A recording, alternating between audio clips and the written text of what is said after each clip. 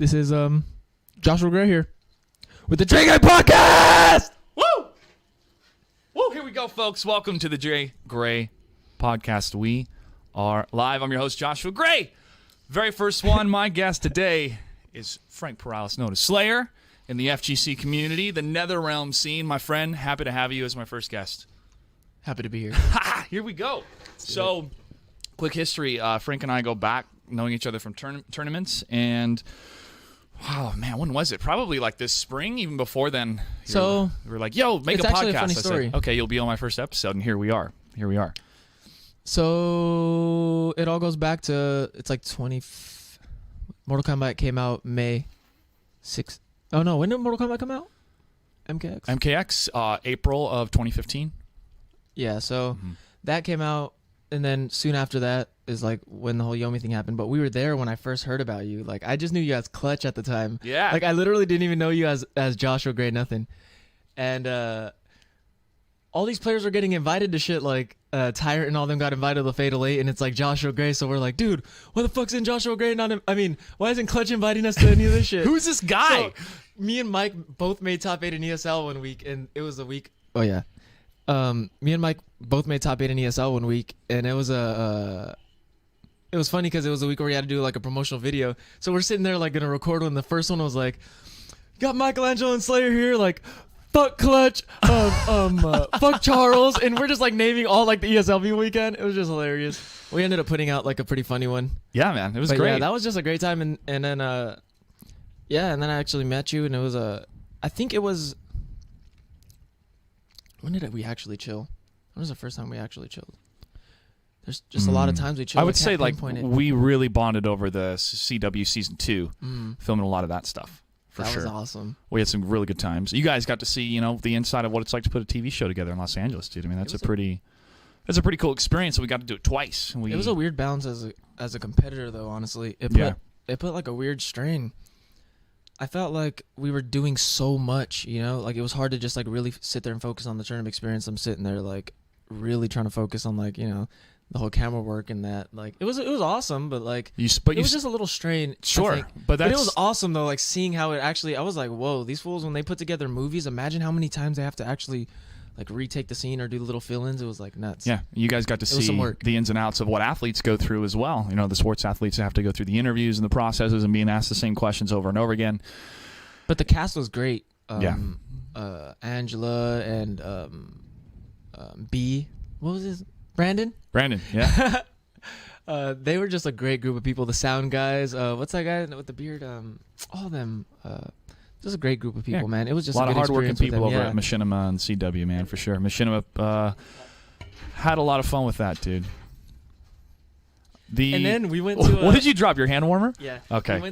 Just so you know, folks, it's that cold here in Seattle. It's raining. My hand warmers are over there, unfortunately, so I'm sticking my hands in my pockets. But yeah, welcome to Seattle.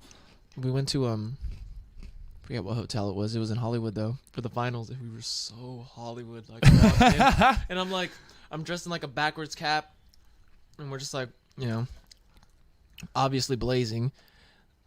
It was awesome. It was a good time, man. We had a lot of fun in LA.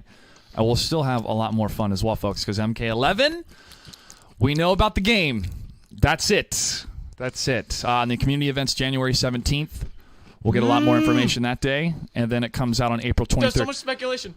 I know, bro. Think about this, okay? Think about oh my God. I gotta see the universe in a sense of funny things that happen, patterns, etc., okay?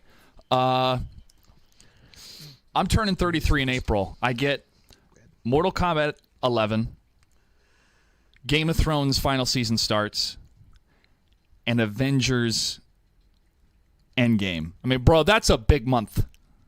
33 in huge titans of entertainment dropping in that month, dude. Like I'm so excited. I'm excited to be alive for sure. Anyways, the role of being a competitor, bro. I mean, seeing Sonic Fox win the eSport Player of the Year at the Video Game Awards and how straight up Sonic Fox he was on stage was great to see.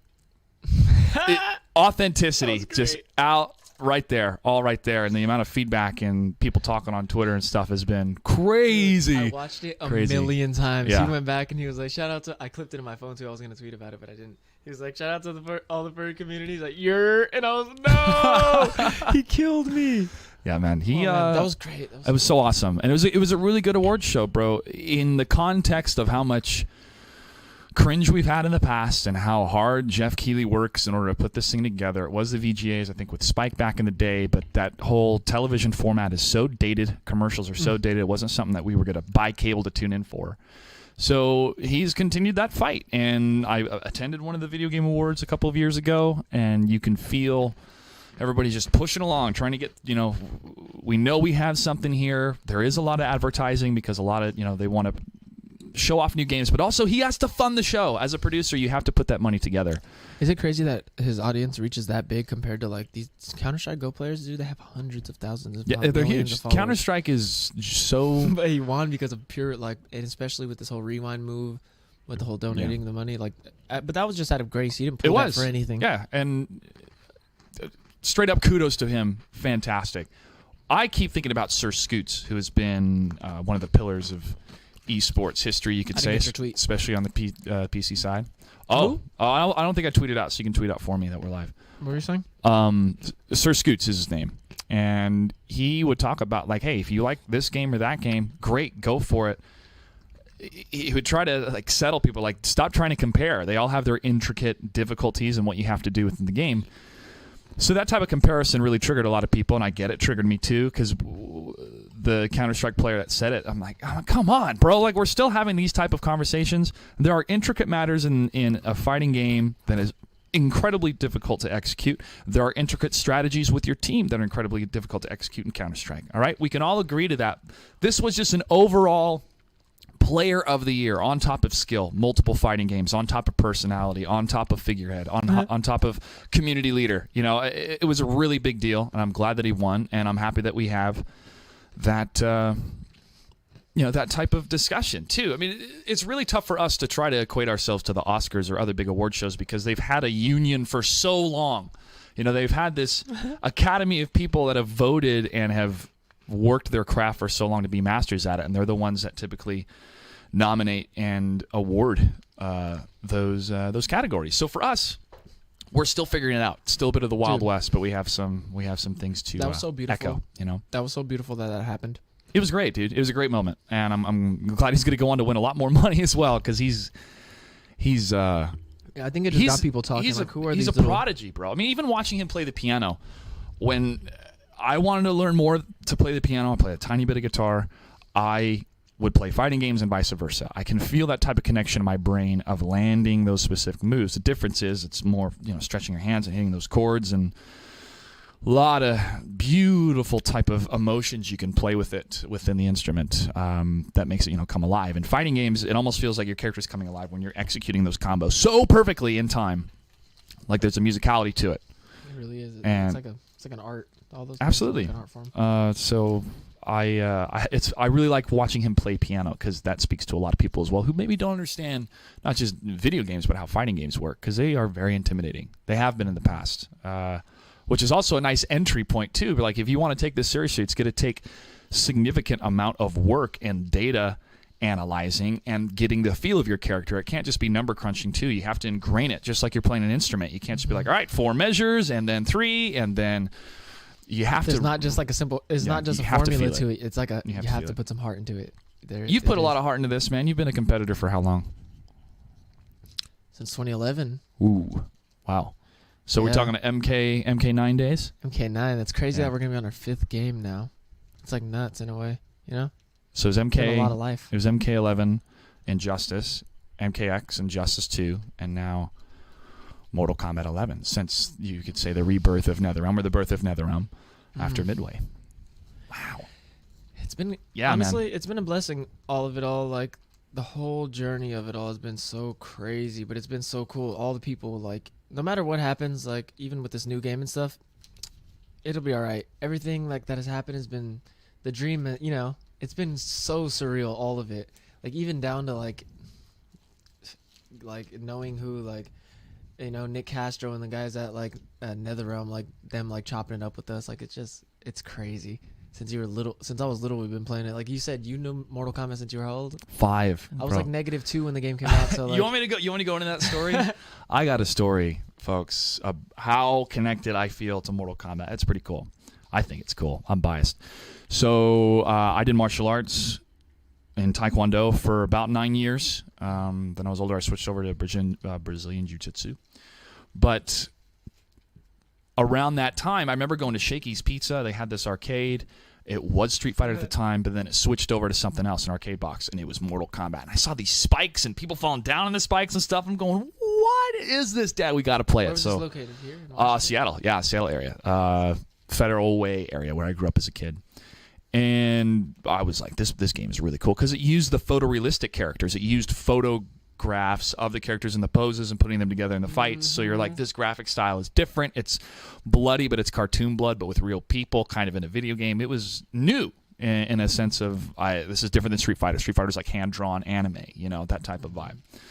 And continued to play it, love it, like going to the arcade. And then I think it was I had a Super Nintendo. My buddy had a Sega Genesis, so I played on the Super Nintendo Mortal Kombat 2. I'd rent it all the time. I think I bought it. I'm pretty sure I bought it.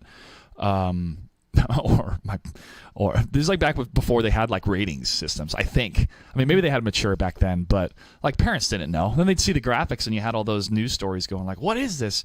But to me, it was martial arts in a video game form. My parents got that.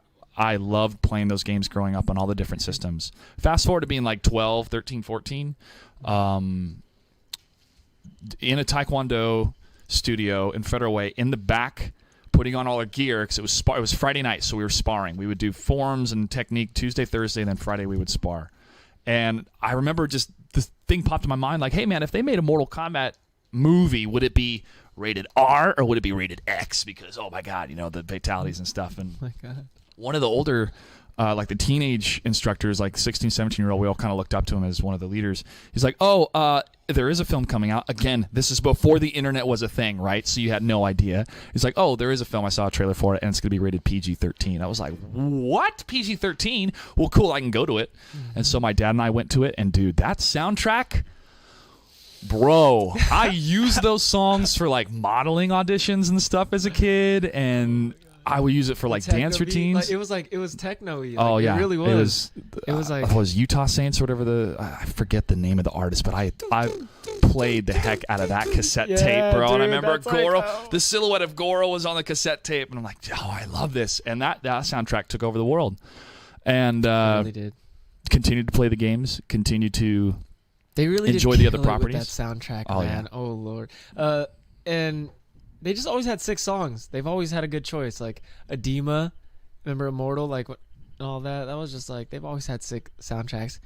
They knew what was hip. They even took like it was kind of a stunt with this whole like 21 Savage thing. Like that was tight.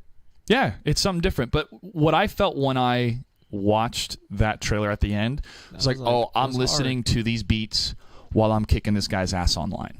And I went, that is the truly greatest feeling I have when I'm playing Mortal Kombat. And I was just like, I'm listening to this soundtrack, and I'm getting these combos, and I'm slaying this dude. I felt that aesthetic, and if that's what they were going for, kudos, man, because it was fun. I think I was just so enthralled by the visuals, bro. I'm just raiding, going nuts on Scorpion. He had like a projectile. I mean, he grabbed like his staff, so maybe. Fuse something, yeah, because he whirled around with it. He had some range. He pulled it out. No, like that was more just like he equipped it. Like there was like that one game where they had each character had their individual weapons. A 3D game. It was a Mortal Kombat game. I forget. Was it? Oh, was it 4? Wasn't it 4? No. No, it's Armageddon. Oh man. Okay. With Serena, I think. Man, we're going back. That's with Onaga, right? I was just joking with. Honestly, this is funny that we bring this up now. You got me on something. Here we go. We got him. I was joking with like all the older guys like Rio and all these fools like because they were just talking shit. And I was like, dude, you guys were only winning before frame data was like out, because that was like a crazy time like back then when like Mortal Kombat 9 was first out. There were tournaments and stuff, but dude, none of us really did know frame data. Like, yeah. And little did we all know it's crazy as well. Do you remember Mortal Kombat X? Like. When we discovered that blocking low, like all the moves that were one hitting individually block low, like it threw off the frames by 2. Do you remember when we discovered that? This was what, June? This was May? like after after ESL Season 1. Okay. Mortal Kombat, maybe. No, I don't know. I don't remember this. This period. Before middle of the game. But yeah, Denzel we were doing a Kung Lao mirror, and he kept doing forward 2, which is neutral on block, and he kept down 1ing it, kept beating me every single time. Like, what the hell's happening? Like, so I was just literally stumped. I was pissed. I rage quit during the match, and I just sat there in training mode. We're on stream, like Paul was watching. Yeah. And so I'm just having them spam forward 2 on me in a down 1, and I'm sitting there, and I'm just like, it's beating me like at times, and I'm just like stumped. And then come to realize, like, when I was blocking low is when he was beating me. When I was blocking high, like, my down 1 would beat out his down 1, which was, they were the same frames. So something was up. So we ended up doing further testing, and we ended up figuring out that all the single hitting lows were off by 2 frames. If your move said that it was 0, really? Okay. Yeah. If your move said that it was 0, then it was +2. At that time, I was still trying to win one match with Katana, so I was just so focused on that. When did they fix it? How long did it take for them to have that patch? In the next patch, they literally fixed it. But the thing was, this was an ongoing thing from all, like, back then in Injustice 1, like Mortal Kombat 9. We thought that Jax, after his forward 413, his string low, it had a gap in the middle of some characters, but at the end of it, we thought it was random hit advantage. Like, we didn't know what the fuck was happening to us. We kept, like, we would block the string, and then he would beat us out with down 1 or forward 4 again. We're like, what? But now knowing single thing we were blocking low, it was off by 2 frames. Yeah. Everything. So they ended up fixing that. Like, dude, we made a groundbreaking change that, like, it kind of went seen, really. Like, not many under people the radar. could, like, fathom I'm it. But sure a lot of them are like, we don't want to, like, really highlight this mistake. Let's just fix it. But to us, like, to me, like, in Denzel, like, I felt like that was, like, some legendary shit. Like, really? Like, that was awesome. But now it's fixed. That's what makes NetherRealm a great. But it's beautiful. Studio. They listen. Yeah, Paolo they was do. In that stream. He was literally in the stream. So fast forward, bro. Still loving Mortal Kombat. Went to the films and theaters. Watched the TV show. Watched the cartoon. Like, this was my jam. Then I had the opportunity to pitch the Pro League with an awesome team that worked at ESL. I was like, all right, here's the idea. Let's put it together. To walk into the doors not only at Warner Brothers Games, but also at NetherRealm Studios in Chicago, and to have people there and to have that pitch meeting. And you're thinking, like, is this happening? Am I really in the place that has been so influential in my life and connected to growing up with martial arts and stuff? And then to have success on top of that with them for successful seasons and to continue to work with them, it's very humbling. It is really awesome, but the work continues. We've still got a lot more to do. It's only the game's about to come out, man. Who knows? I know.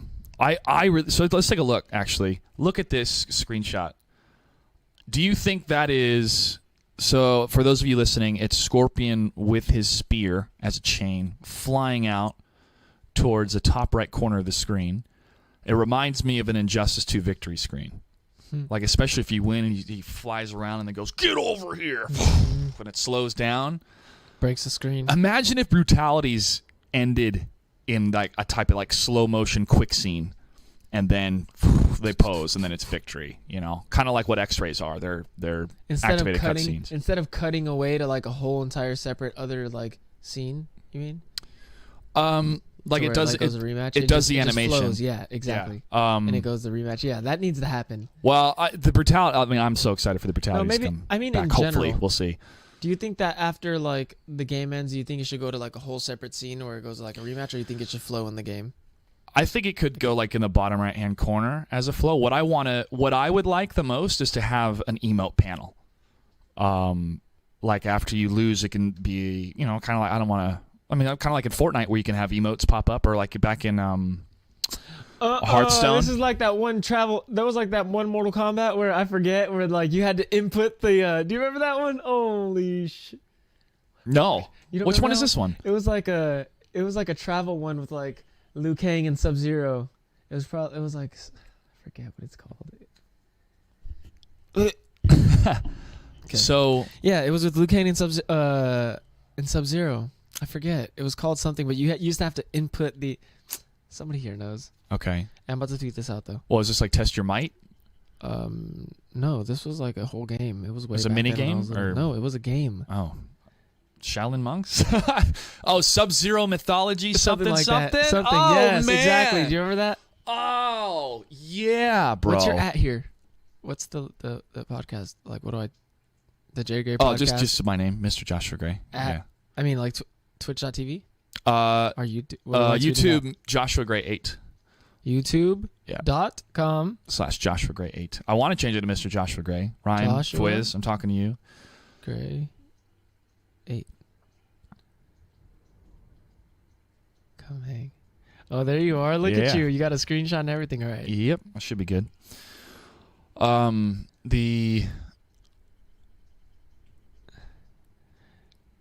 want to take a look at this screenshot again. Sorry, I'm still looking at it. I'm looking at the background. It almost looks like a church. No, a temple maybe. There's a well.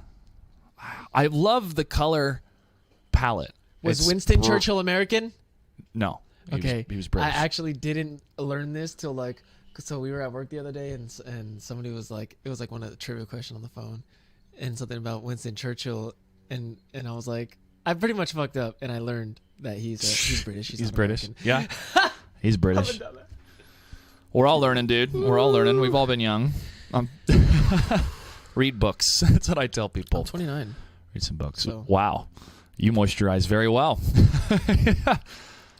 That's what people are like. When I would get makeup on, they're like, "Oh, you have really good skin." It's like I actually listened to what people would tell me as a kid. I'd be like, "Yeah, you should moisturize a lot. It's good for your skin." I use coconut oil actually. Yeah, cool. Do you use lotion? Yeah, Aveeno. Come on, bro. You get on the organic coconut oil. Okay, maybe I'll just check it out. We'll see. I like that organic stuff. That's why your skin looks flawless. You know what was? You know what I love? Gonna bag you right there. Yeah. You know what I loved about the reveal trailer was the twins' reaction. Oh my Did you watch that video? I didn't. All right. You this is them. You motherfuckers! You motherfuckers! Yes! Yes! Yes! That was that. Yeah, dude. You motherfucker! So excited. All right, let's take a look at Raiden, bro. Okay, he's got the amulet on. Oh my gosh! Look at that. He's gonna be broken in this game. So for him, bro, and like this art style again, I'm looking at it and going, okay, a little bit brighter colors, so it feels like it's a mix of MKX and MK9, kind of like the best of both worlds put together. And now we're getting. Do you know the Mortal Kombat story this time around? No. I can only assume that it's going to involve Raiden. No, I'm saying, do you know it? Do you know Mortal Kombat X's? Oh hell yeah, man! Okay, I know all the lore. I don't know the lore. All right. Well, this is good because this is the new. So just kind of, yeah. I don't know the story really. I didn't play any of the story mode. Gotcha. Okay, well, I don't know there's elder gods. There's different realms. You can conquer another realm if you win 10, I think it's consecutive Mortal Kombat tournaments. It takes like 1,000 years or more than that to get it done, or maybe you can do it all back to back to back to back to back. But Shao Kahn was about to win Earth Realm because he had fought in a lot of different other ones, and you had the champion Goro, and they were just conquering realms. They took over Katana's realm, the Edenian realm. That's where Rain and Katana are from. Sindel, her mom. Her dad, I think, is a king. I don't know if he's ever really a character. I don't think he fight as him ever. So he's taken over these other realms. I pronounce it Saurians, reptiles race. They used to be on Earth, but they took off a long, long time ago. They went to a different realm, but then that realm got conquered. So it's pretty much just this empire of other worlds coming together, and they're coming to conquer Earth. Kung Lao fought in the tournament a long, long time ago, and he was defeated.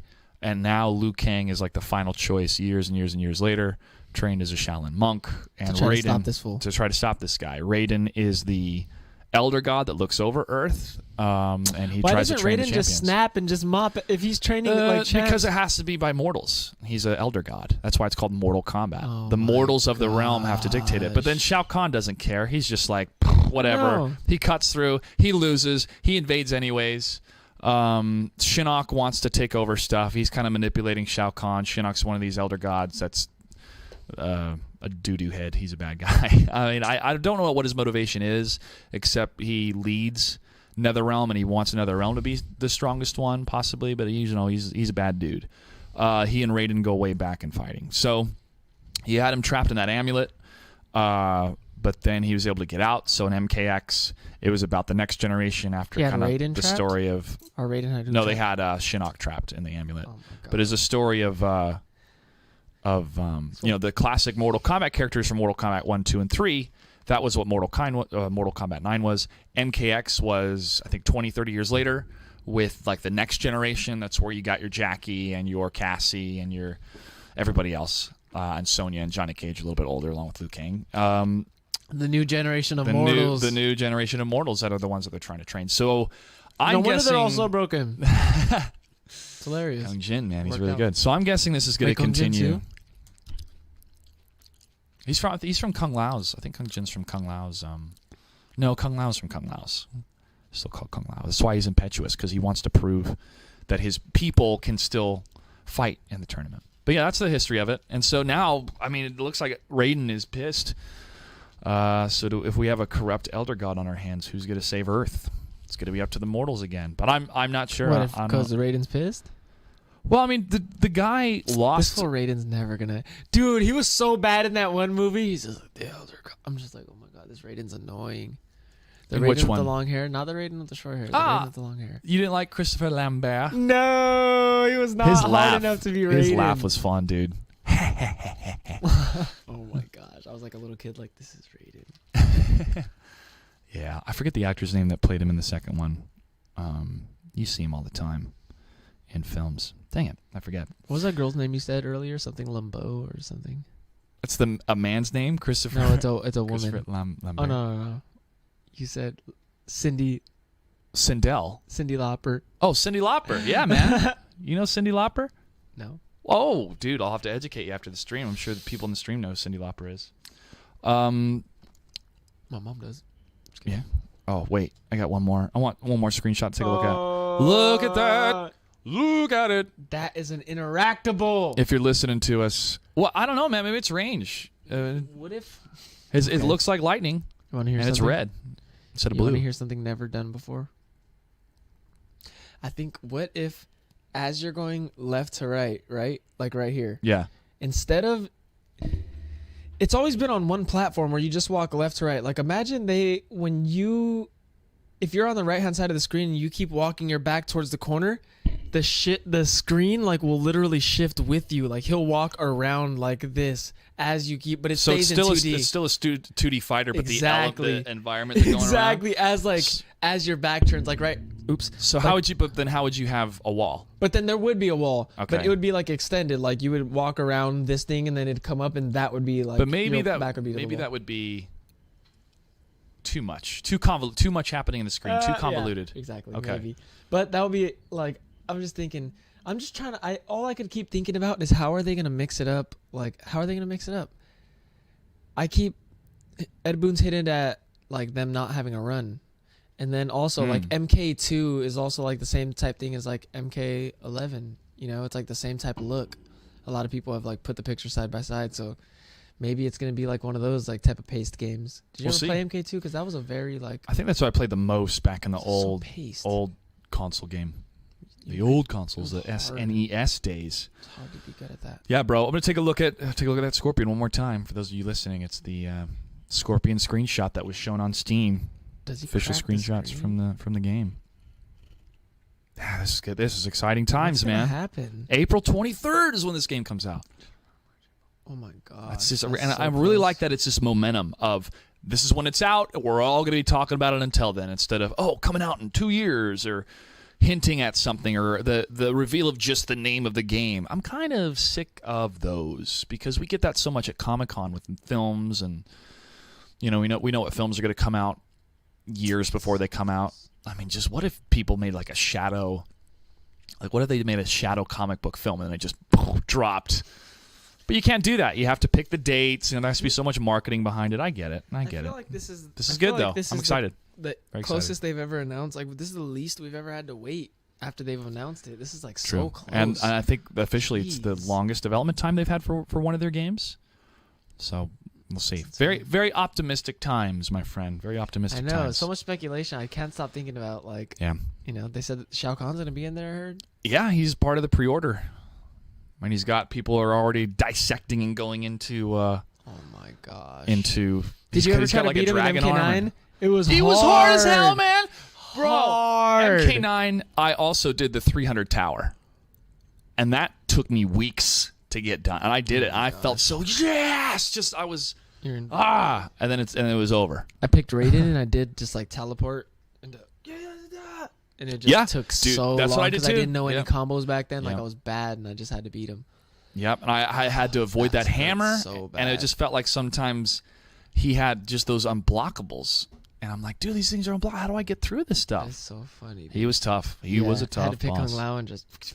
I don't know who's going to be. I don't know any Who's of the story gonna be the details. I don't know any of the story boss? details. I'm excited though. I'm excited to be surprised too. I like not knowing some things and enjoying the moment with everybody else. Like I knew about the turtles, but I really didn't see what the plans were, how they were going to work in the game, and you get a little morsel here and there, like, yeah, this is one of the DLC characters. I'm like, oh no, and they're like, oh, just wait. All right, cool, I'll wait and just be quiet about it. And all of a sudden, there I it wish is. those characters would have got a little bit more time. I wish that game would have got a little bit more time to kind of do its thing. Yeah, I mean, I kind of wish the turtles were released earlier, but I know. I mean that was the release schedule. They had so many characters in the roster, bro.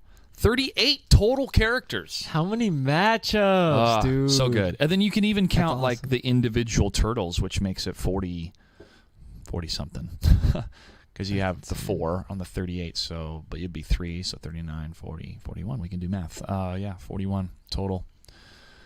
Plus you have the skin, like those premium skins were genius. The Power Girl over Supergirl.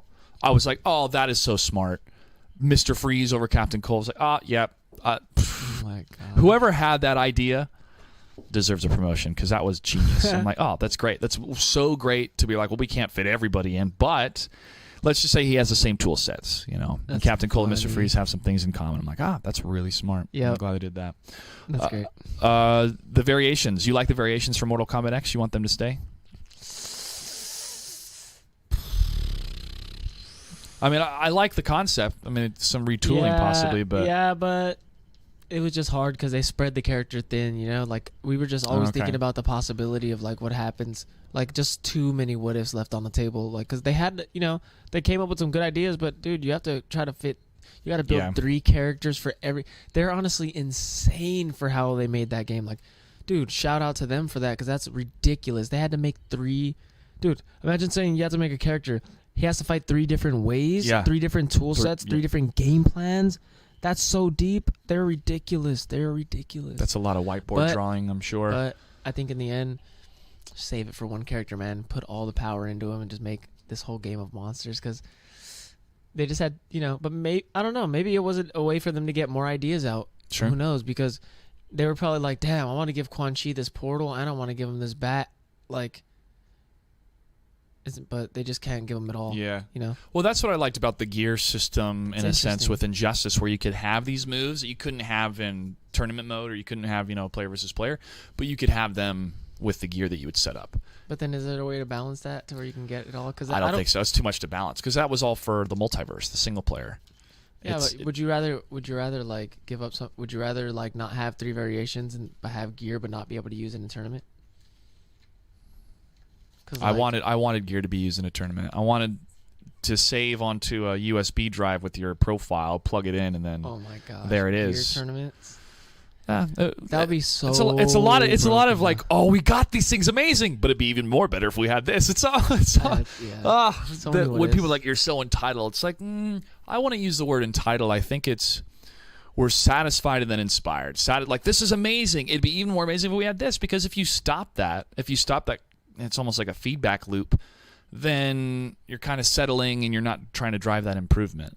I don't know. That's a whole big cog and an even bigger wheel when it comes to just media creation in general, man. All right, so we could speculate on Mortal Kombat for forever, but I really don't have any other information other than go to the community event if you can, and we'll be able to play the game April 23rd. Was fake. What? Just kidding. Of course it wasn't. Battle for Seattle. I definitely am going to be throwing online tournament for Mortal Kombat X, hosted out of the studio. Battle for Seattle, and whoever wins will be the king or queen of the Emerald City, and I want them to hold that title. Moving into Mortal Kombat 11, I think that'd be cool. Nice. I love saying those intros. That sounds so smooth. When I got to do Scar's intro for the Injustice 2 finals, season 2 finals, I was like, well, he's not on a team. He's from Texas. We'll say Texas. It's like the Red Dead Outlaw. That's what we're gonna call it. Yeah. And Scar went like, that was magical. Funny, dude. That's one of my favorite stories in video game competition. Period. His team drops him over a phone call before he goes to the finals, end of the year, and he gets 3rd place. Mm-hmm. Bro, Good juice. Awesome. That was a good story. I like the way the whole finals played out. I did too.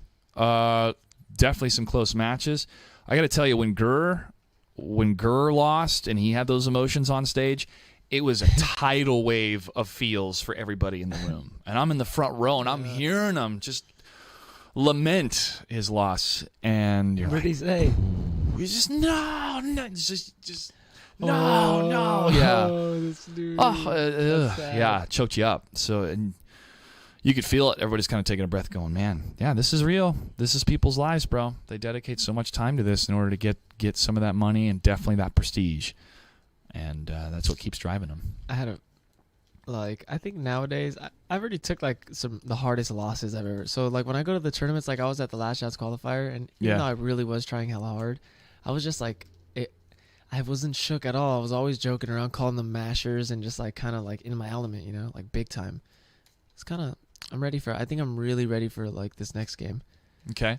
As long as I'm on point, like my tournament self is sharp. Like I think that's what keeps me a little edge over these, like Your tournament self. Well, that was we talked about this backstage during the show and with some of the producers.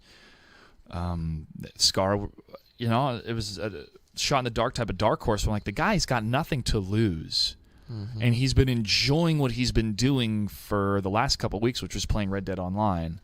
Do not underestimate that type of vibe walking into a tournament and then bring. I got to ask him, like, hey, man, talk to me about your success. He's like, yo, just killing them O'Driscolls. So I'm like, he's being 100% authentic in that moment, too. That's what he was doing, and that's how far he got. But people are like, oh, how to do that? Because he grinded so much before then. Yeah. It was in him, that memory, the matchups, the knowledge, the play styles of other players. He had lived that life. Shout out to Brad Vaughn. Yeah, he had lived that life, bro. So congratulations to Scar for making top 3 as well. Good storyline as we say goodbye to Injustice 2 and hello to Mortal Kombat. So competition, bro. You've been competing since 2011. Walk me through what that has been like, because you've been a member of different organizations. You moved to a different place, and you've been across 5 games. It's been such a journey. So 2011, what kicked it off for you? So how it all started was, hold on. Yeah. You got to say it right in the mic. So, what had happened was, dude, see, I had to make an intro. I had to have it. Nice. I was actually playing more. At the time, I was a Gears of War 2 like fanatic. That's all I was playing. I just loved Gears of War 2 at the time. I was playing Gears 1, but Gears 2 came out, and it was just like, what? Online was crazy. Like, that was the first time where there was like an actual huge skill gap. Because I had played Call of Duty Modern Warfare before that. Like, that was my first online game I ever really like splurged and just played for like 11 hours. Modern Warfare? Yeah, the first one. Dude. On console? Yeah, it was on Xbox 360. Yeah, dude. Oh my God. I'm still chasing that feeling. I'm still chasing that feeling of playing Modern Warfare every time I play Call of Duty. This latest Call of Duty, Black Ops 4, I gave it a chance for a week, and I was like, I don't know. But then I went back to it because Battlefield 5 is just, what are we doing? I got it on Xbox 360 for Christmas. And actually, that's when I was on Christmas break for 2 weeks, and I just started playing nothing but Call of Duty 11. Game changer. That was the next quote unquote Halo. Everybody was playing that on console. It was sick. That game was broken though. Had a bunch of holes and shit. Well, sure. But it was awesome. Well, long story short, in that regard, is my cousin started Yeah, you can move the mic around. Yeah. It's a little bit adjustable. My cousins, I was playing so much Gears of War 2, they were like, oh, we're going to get Mortal Kombat. I was like, this one's going to suck, like whatever, because I was playing Mortal Kombat 2 and 3 with my friends at the time, and dude, there was a big-ass skill gap. Like, they had been playing since they were kids, MK2 and MK3. I was like, whoa. And I had 2, but they were like, they were cousins, like, and we had grown up together, but little did I know they were always grinding like MK, so they were like sick. So we just all started playing. And Mortal Kombat 9 came out, and we were just just playing for funsies. Like all the cousins were chilling, our friends. And one day I was on YouTube and I came across a random reptile combo video. And I remember the exact combo was 3-2-1, like his main string, into dash, into neutral jump punch. And I was like, what the f? And so I ended up trying it. And it was mad hard. It was like ridiculous. And ever since then, that's when it like really took off. I started like looking up everyone's combo, and I just like, I was just a kid at the time. I was just having super fun with it. Then I started playing online, and just started playing a lot, like seeing the same guys, just kind of grinding the game, just like on my own, just like not really even like knowing anything.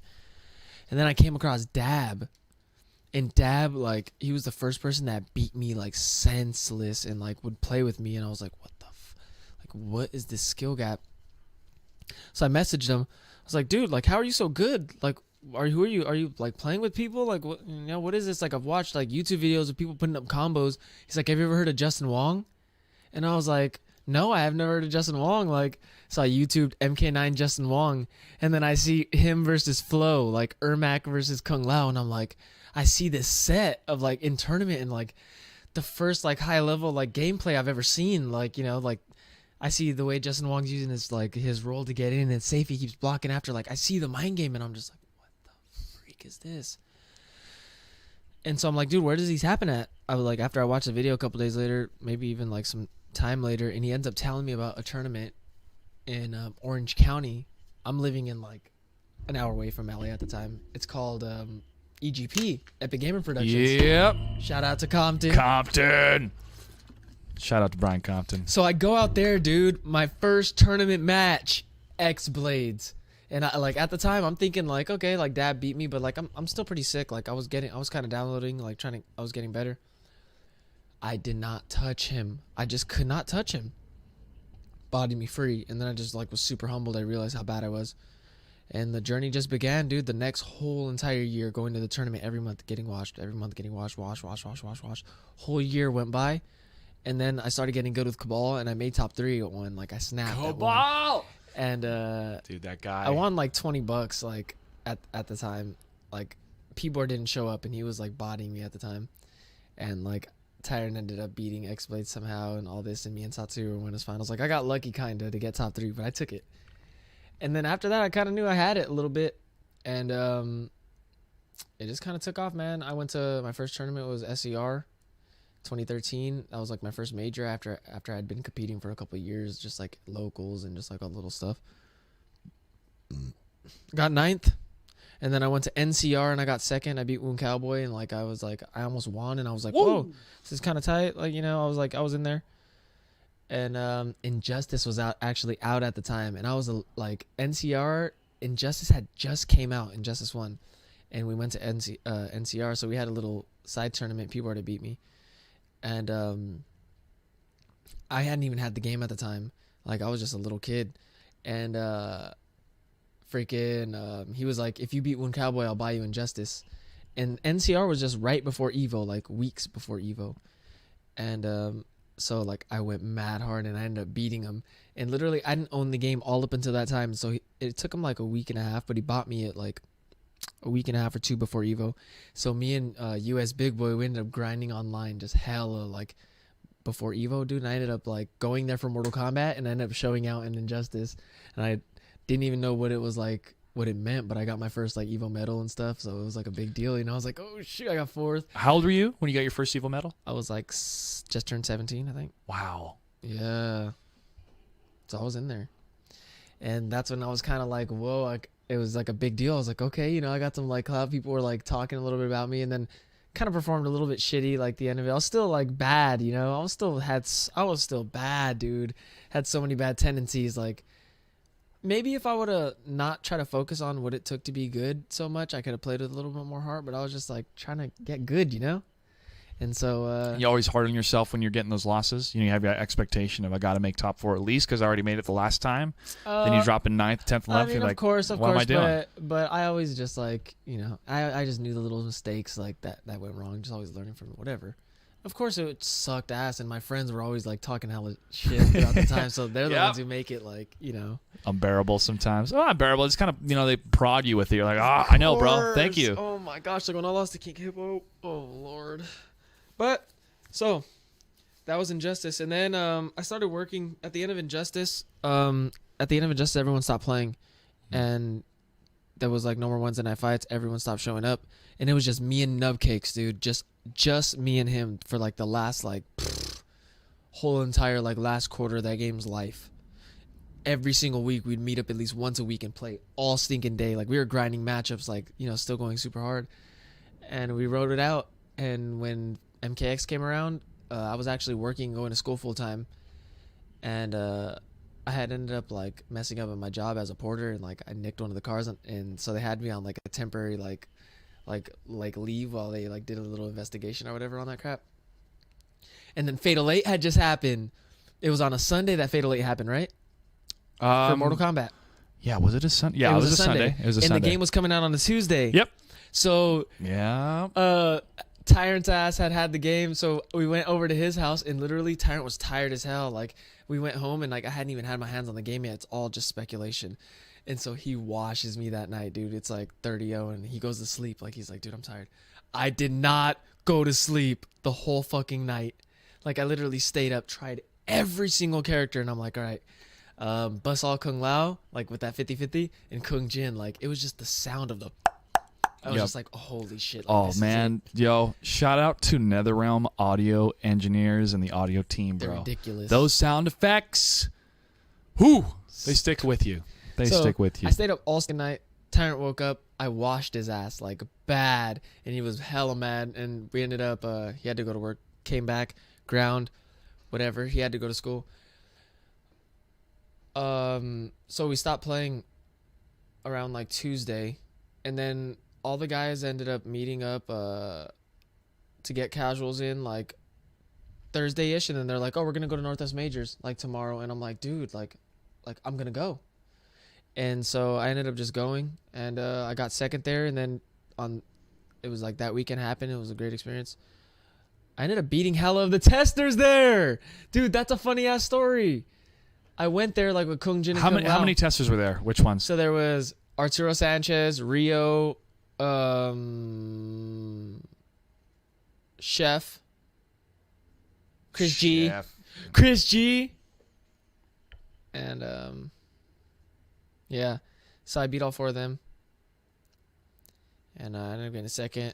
When you beat them, Chef. was it like this? Was it like You motherfuckers! You motherfuckers! You motherfuckers! That is so. Yes! You hear both of them like it's a mirror. He's right, but it's him and his brother. It's such a mirror. It's such a mirror. You motherfuckers! You motherfuckers! Yes! Fuck yes! I cut that together. I cut out some of the empty That is spaces, so funny. but I asked them, I'm like, He bro, said, may I please use this on my soundboard because this is incredible. You motherfuckers! That's how I was feeling You motherfuckers! You motherfuckers! when I was watching the That's video hilarious. game wars, man. So yeah, It's great. shortly after that, Yomi happened. He called me up that Tuesday, and I was like, dude, I'll buy my ticket for Thursday. So I bought my own plane ticket out there. $300 left to my name. I just got my last check. It was like $700. Bought my plane ticket. It was like almost $400, and then I went there. And then just been a journey since, but it's been awesome. Injustice was what really changed it though. Yeah, getting that a was salary and getting big boy Injustice sponsored. was like, this is where it's going to take stuff out. Now, this was Injustice 1 or Injustice 2? Justice 2. 2. Okay. That's when it was just like, okay, we're like, wow, like we're actually getting sponsored big. Like, damn, this is actually Hollywood. Like, because even in MKX, it was sick, and the Pro League was sick, but dude, we still weren't getting looked at. There still wasn't an Echo Fox. Like, none of us were getting any salaries. It was still rough. So- Like, we were still kids at the time, thank God, because nowadays we wouldn't be able to do Well, let's dive into the Yomi years. The Yomi year. Damn. What happened? Because Yomi to me sound like such a good mix of talent, not just in the game but also on camera. Like these guys were ready to have personalities shine through. What happened, bro? Had we had known what we know now, like because we had so much potential there with like on camera, camera potential, but we just didn't really we streamed, but we didn't really like make YouTubes and all that. Could have went so much more different, but it was good while it lasted. All the guys came. Wow, long ass story, Yomi, huh? Yeah, let's go, man. Let's dive into it. This is why we're here. Yeah. This is why we're here. So I guess I'll just continue with my story then, because that's kind of like it just like kind of ties into it all. Yeah. So I get called that Tuesday, and Reno Rax calls me, and he's like, tells me about this whole Yomi thing. I'm throwing $1,000 tournament every Tuesday, you know, and I'm gonna fly you guys out to everything. I'm gonna have this house here for you guys, like. And did you know this guy beforehand? Was he a member of the FCC beforehand, or how it ended up happening? I could tell the story of how we met. I guess it kind of all ties in. Sure, yeah. It was at NCR, the one that I had gotten second at. I was just like a kid at the time, and I had like a joint or something, and I was just like, I needed a lighter. Like I was about to play my match versus like Wound Cowboy or something, or like P-Board. Actually, I was like mad nervous. I was like, dude, I like need and I was like scouting, like, dude, I could not find my lighter. So I seen like this buff, like army looking, like kind of like swole, like thug looking fool, you know, Reno, like just like the classic, like, you know. And I'm just like, hey, I was like, it's like, you got a lighter? And he's like, yeah. He's like, what's up? I was like, well, I got like this little joint like over here. I was like, and so we ended up going like to the staircase or whatever. And this fool's like rummaging through his bag, and like he pulls out like his phone, like his little travel thing, and then like a big ass wad of money, and he just like sets it right there, and he's like, oh, here it is. I'm just like, who the fuck is this dude? And so we get lit, and you know how Reno is, like he'll go on and like tell like a long ass story. So he goes on this tale about Yomi and like this place called Yomi, like how he wants to set up like this gaming type like place type camp to where all the competitors are gonna be like, you know, and he just goes on with this tale, and I'm just thinking like, who the fuck? Like, he's like telling you his dreams, right? But yes. You're like, is this a snake oil and I'm just salesman, thinking like, this or? sounds so like, this is literally true. like the dream. This is the dream, you know. And so I ended up seeing him at a few majors after that. He's traveling to everything. We chill at MLG, Anaheim, Evo, all the tournaments. This you is know? what, 2012? This is 2013. 2013. Okay. No. This is MK11. NCR. No, you mean 9? I mean 9. Sorry, Yeah. sorry. This was 2013. Yes, when Injustice had just came out and NCR had just popped. Okay.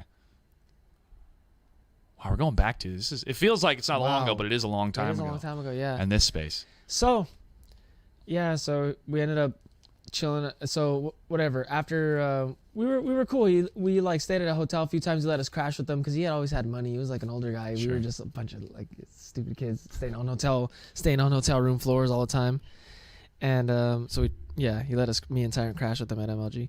So whatever. After Northwest Majors, he calls me up that Tuesday, and we ended up going out there, and it was good, dude. When I first got there, it was me, King, and Michelangelo were there, and Bibulus brought me in, and I had gotten there, and I just got to Atlanta. I was like just ready to smoke, so I smoked, and I played King in casuals, bro, and he iced my shit in the Kung Jin mirror. Like it was like 4-0 before we had to go, and we were gonna leave to a tournament. Michelangelo stayed.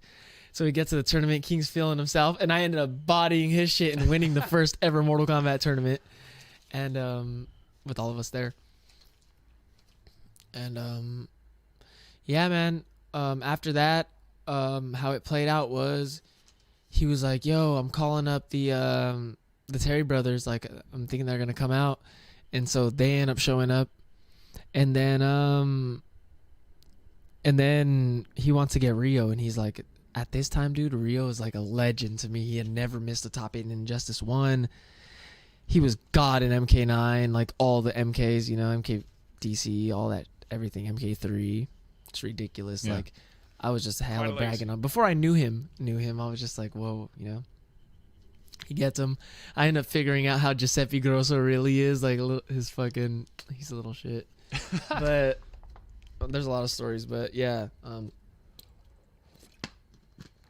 time goes on, we end up getting him and Zyfox, because Zyfox drove him down, and then, you know, Zyfox ended up chilling, and it was always like a thing for Zyfox to prove himself, because everyone there was kind of already godlike and shit. Mm-hmm. And then he made top 8 at Evo, and so it kind of worked out. He became one of our best friends, and it was just a great tale. But what had happened is to kind of like wrap it up, you know, because there's obviously a couple more games after Mortal Kombat. Yeah. So everything was going good, and obviously the whole Yomi story played out, like, and it was all good. But towards the end of it, the guy who ran it, Reno Rax, he had ended up getting in trouble with the law with weed, and he caught a charge. And so it was kind of like, we're everything is still like going. He had caught that charge, and it was still good. Everyone's like, okay, like we're still gonna do this. But then he got caught up with the law again, and then right then and there, it's like his well-being is on the line, and it's like, wow, we don't even know what's gonna happen with him. Like at first, when he caught his first charge, it's like, okay, like everything's still good. Like he's not gonna like be like that in trouble with the law. Can you go into the details of the charges? Yeah, like he ended up. Now this is in what state again?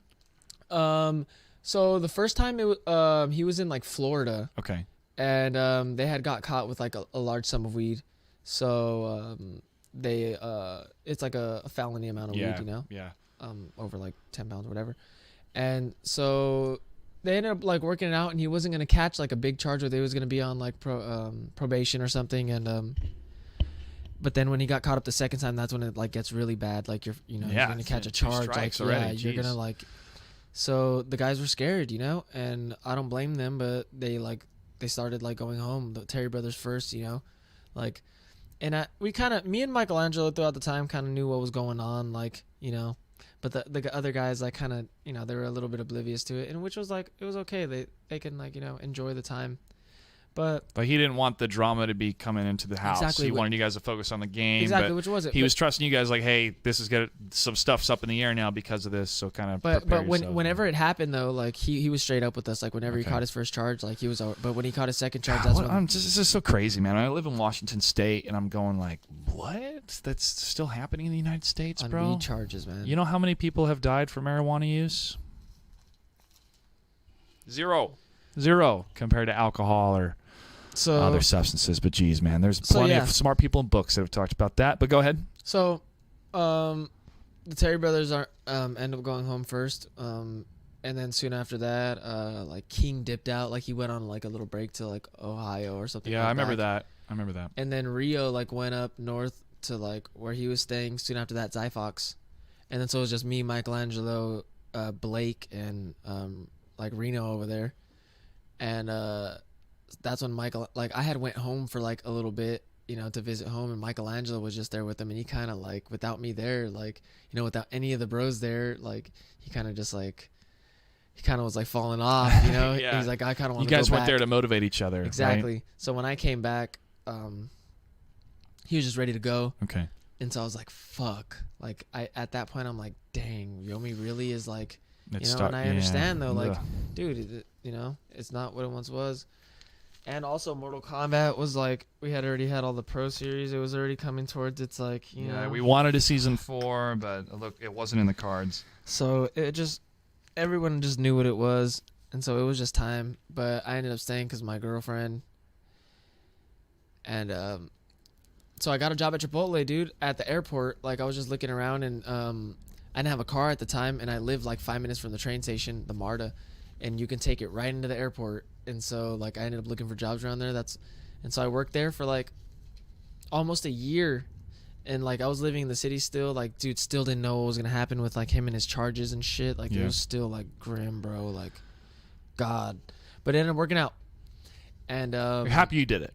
Yes. Good experience overall. Exactly. Like it was a grind for sure. Like at the time, like throughout that year, I quit smoking weed, and I was like really studying like anatomy and physiology. Like I really wanted to like be like a personal trainer for kids. Like that was my overall goal. Like I really wanted to like I was studying really hard. Like I was gonna take the fucking ACSM and all that, and but whatever. Like it was a good year. I really focused on myself for that year, really big time.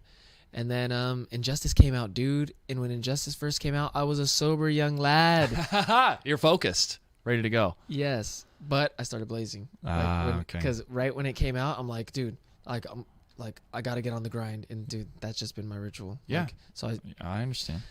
So I started smoking again. Would you say, the hindsight 2020, that affected your play? I'll tell you what happens is like when I wasn't smoking all the time, I was very on point with my physical self. Like I was working out like almost every day. Like I was really focused like on how I felt. Like I was always rolling my muscles out. Like I was lifting as heavy as I've ever lifted. Like Yeah. I was eating right on point. Maximizing your body's And dude, potential, I right? played sick too, even though I was smoking. But then, dude, Stopped working out. I made all that money at Combo Breaker and CEO, like, and then I got sponsored. And dude, I got lazy as fuck. Like I started eating like, I was spoiled, bro. I was like 21. And how much cash influx did you have winning those as a 21-year-old? Like how much money did I Like make? couple thousand, not 100,000. I wish it was, but a couple thousand, right? 10,000. I won like at I think between both those tournaments, like even with the entry, Yeah. and the cash pot, I think I won like 12 or 14,000, something like that. That's a healthy sum, man. And Especially then at 21 and then Rogue with hit no me up, kids and I was fucking sponsored for 2,000 a month, like, and I was getting salary for like till the end of the year, and I already knew what it was. Like I'm thinking like 6 months. this We'll game see where isn't. it goes. I had already known, man, what it was. Like Okay. I already knew the game was gonna fucking hit one sick pro series, and it was gonna be on. I already know how it is, you know, like unless some big shit really happens. But I just kind of knew that the second pro series wasn't gonna be. I knew they were probably gonna go down a little bit on their budget, which nowadays these esports teams are looking at a return. You know, like Yeah, they from 20,000 to 10,000 is huge. Like, justify the ROI. you know what I mean? So I was like, till the end of the year. I got to the end of the year. This is like 6.5 months. I'm gonna make 12,000 off, you know, off just them. But dude, towards the middle of like the series, like after like 2.5 months, because I started in the middle of a month. I didn't get a salary, dude. They stopped paying it. This And was Rogue? Yeah, Okay. and I was like, what the fuck? So 1 month went by, and the second month went by, and I'm like, okay, like this is like fucking $4,000, and then like, you know, at the time, like I'm going to all these tournaments, like, and they're supposed to be reimbursing me for like my Ubers and like all this stuff, and like I'm going broke at the time. Like I had quit my job, and I'm just doing this, and like, dude, I'm going to Europe and shit. Like we're traveling. And This you had shit's the heavy. expectation this money, right? Like you Well- knew you had kind of guaranteed your lifestyle that money was Exactly. Like, well, you have to, bro. They're paying for like your travel and shit, but you're out there. You have to eat. Like your Ubers are coming out of your pocket, like right then and there. Like you're out there in the fucking world, bro. Like in another country. Like shit's expensive sometimes. You know, taxis, whatever. And so I was kind of going through like a little bit stress of that, and the stress of traveling for the first time, bro, and like really seeing like the lifestyle of like, because. Dude, there was a lot of like production stuff that went along with the first pro series, like, you know, with the whole like TV show thing and everything. And it just was so tiring on me, man. For the first time, like We're talking about the CW Chasing the Cup Machinima show that focused on the MKX Pro League. Yep. Yeah, because they followed you around. Yeah, it was great. It was a great experience. But for the first time, like I was playing this game that I really wasn't trained. That when I was home, like, all right, I would leave Thursday-ish for a tournament, be gone Friday, Saturday, Sunday, come back Monday-ish, chill for Monday, Tuesday, Wednesday. Like I was only home for like 2.5, 3 days. Dude, I'm not gonna play the game while like I'm at home. Like I haven't seen my girlfriend or like my family, you know. And then I get right back and I hit the road.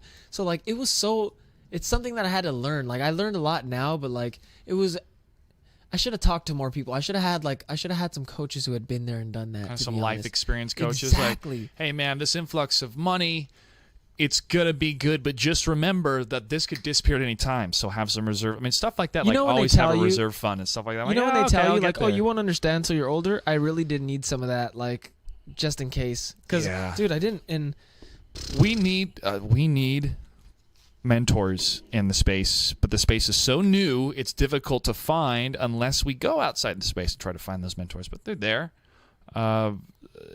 I've heard good stories of teams and managers that have helped treat their players right with realistic expectations, but it's very difficult, especially when they have investor money coming from outside the scene. Or they have expectations that are unrealistic. Like, if you're investing this amount of money, what type of ROI are you adjusting for? And how can you really have that expectation of that ROI 2, 3, 4, 5 years after the game's been released, when the entire video game cycle, with the very few amount of exceptions, have a new title coming out every 2 or 3 years, right?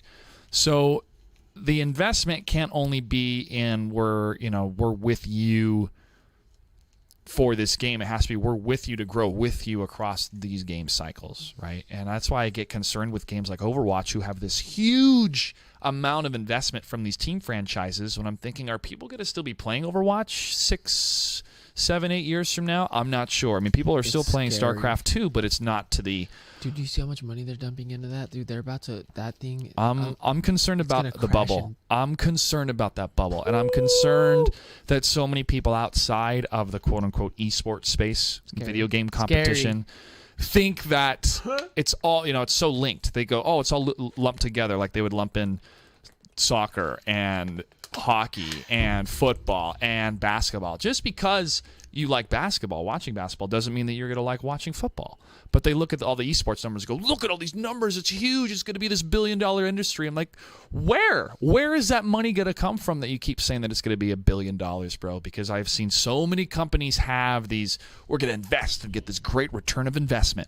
Where? Where are you going to get that? Where is it going to come from? That's what I'm trying How are you going to charge your customers appropriately? How are you going to fund these production costs? How do you fund the prize money? Maybe not, though, because these skins, maybe that's like their valiant effort. Well, it has been, dude. I mean, having the skins that directly fund the program is a success, period. It is, okay? I know it is. It's worked for Dota. It's worked for League. It's worked for Smite. It's worked for a plethora of other games. It just has to be a cool item, and it has to be transparent to where that money's going to. More people donate when they see how much is going to the teams, like with Dota, rather than it being hidden behind some magic wall that only a few people know. Okay, it kind of motivates people. They see the numbers, like, I want to add to those numbers if they're good. If they're low, then it's depressing, and that may be why.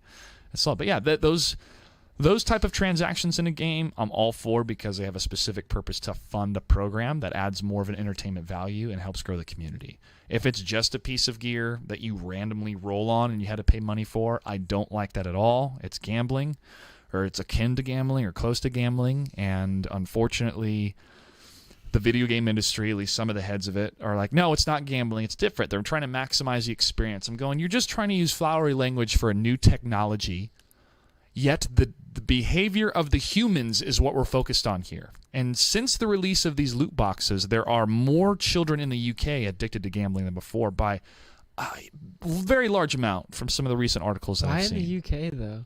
Oh, that's where the study took place. That's why I bring up those numbers, because that's the latest study. But those European countries are now starting to look at this and go, this is considered gambling. We need to regulate it as such.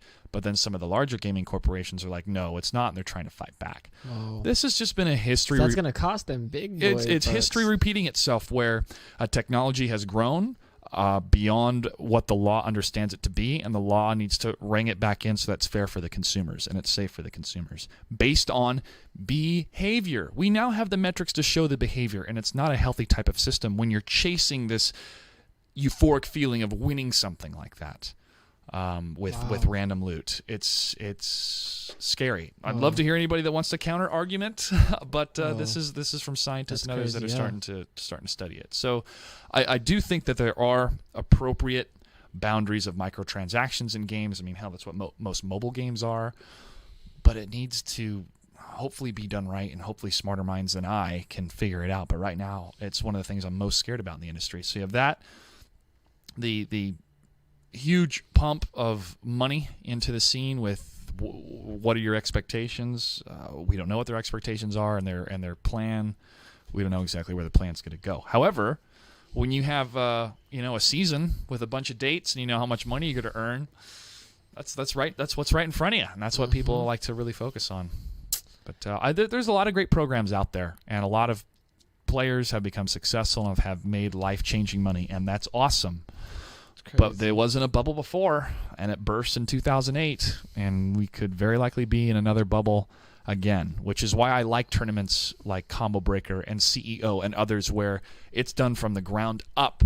It's done from a visionary that's trying to pull together resources and break even, if not make a little bit of profit for himself. It's not a corporation that has to answer to a boardroom of investors who's saying, hey, we're pumping in a couple $1 million into this. Are we going to make $7 million within 2 years out of it, 5 years out of it, 10 years out of it? What's going to be our return on investment? I hate that whole. I don't like it either. I'm like, let's just break even. Everybody can make their rent. maybe save up some money. I don't know, dude. This is like diving into late-stage capitalism, an entire system that is starting to really feels like it's crumbling. Now it's being put on our shoulders of the millennial generation to try to figure it out. And we have become entrepreneurs. I mean, look at this, bro. I'm broadcasting out of my garage to the entire world, okay? This was unheard of 10 years ago, unless I had a satellite truck, some sort of distribution deal with cable networks or affiliate. Like, this type of technology has changed so much so fast. And the huge media corporations were so slow to jump on board. They finally saw that they were losing money because of pirates, and all you have to do to fight piracy is create a better service for the pirates. And that's what they did. HBO is one of the prime examples where they went, okay, people want to watch what they want to watch, when they want to watch it, however they want to watch it. That's how we're going to do HBO now. $15 a month, get it whenever you want. And watch whatever you want. Watch whatever you want. Dude, I get Game of Thrones at 6 o'clock instead of 9 o'clock because I have HBO now. Ooh. I get it 3 years. 3 years. Jesus. I get it 3 hours before everybody else on the West Coast time that does the broadcast version of HBO. You know where I stopped watching is when they went on the march with Homegirl. What's her name? Daenerys? Daenerys Stormborn? The girl? Khaleesi? Yeah. Yeah.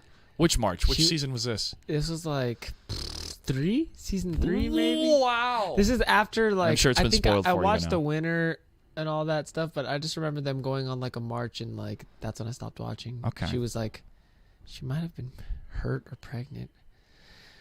God, it's been a while, but that's such a good show. I need to go back to watching it. You need to, man. Jeez. The last season is next year. Have you watched Atypical? I've not. No, you haven't. I have not. What network is that? We gotta watch the first episode of it. Okay. All right. We got time. It's just on Netflix. Okay. Yeah, dude. It's like I just wrapped season 6 of House of Cards. Did you ever watch House of Cards? Mm-mm. Really, really, really good show. Scary show. In a sense of not scary horror like, Jason Voorhees, which you kicked my ass today earlier playing that character against my Katana and Melina. My goodness, that dude is good. But this is a mirror reflection, maybe slightly askew funhouse mirror of what the political landscape is like in the United States of America.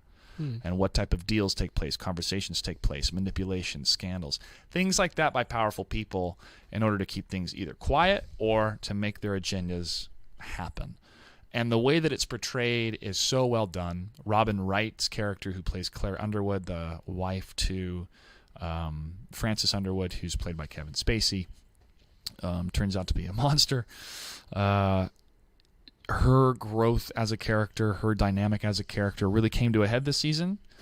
Season 6, you said? Yeah, this last season. And I won't go into too many details, but what they pulled off after already filming, I believe, 1 episode with Kevin Spacey for Game of Thrones until the news came out about the kind of person he is behind the scenes.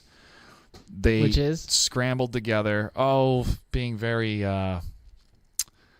inappropriate? Very inappropriate. Incredibly inappropriate. I'm going to grab a heating pad. Why all are right. all the actors...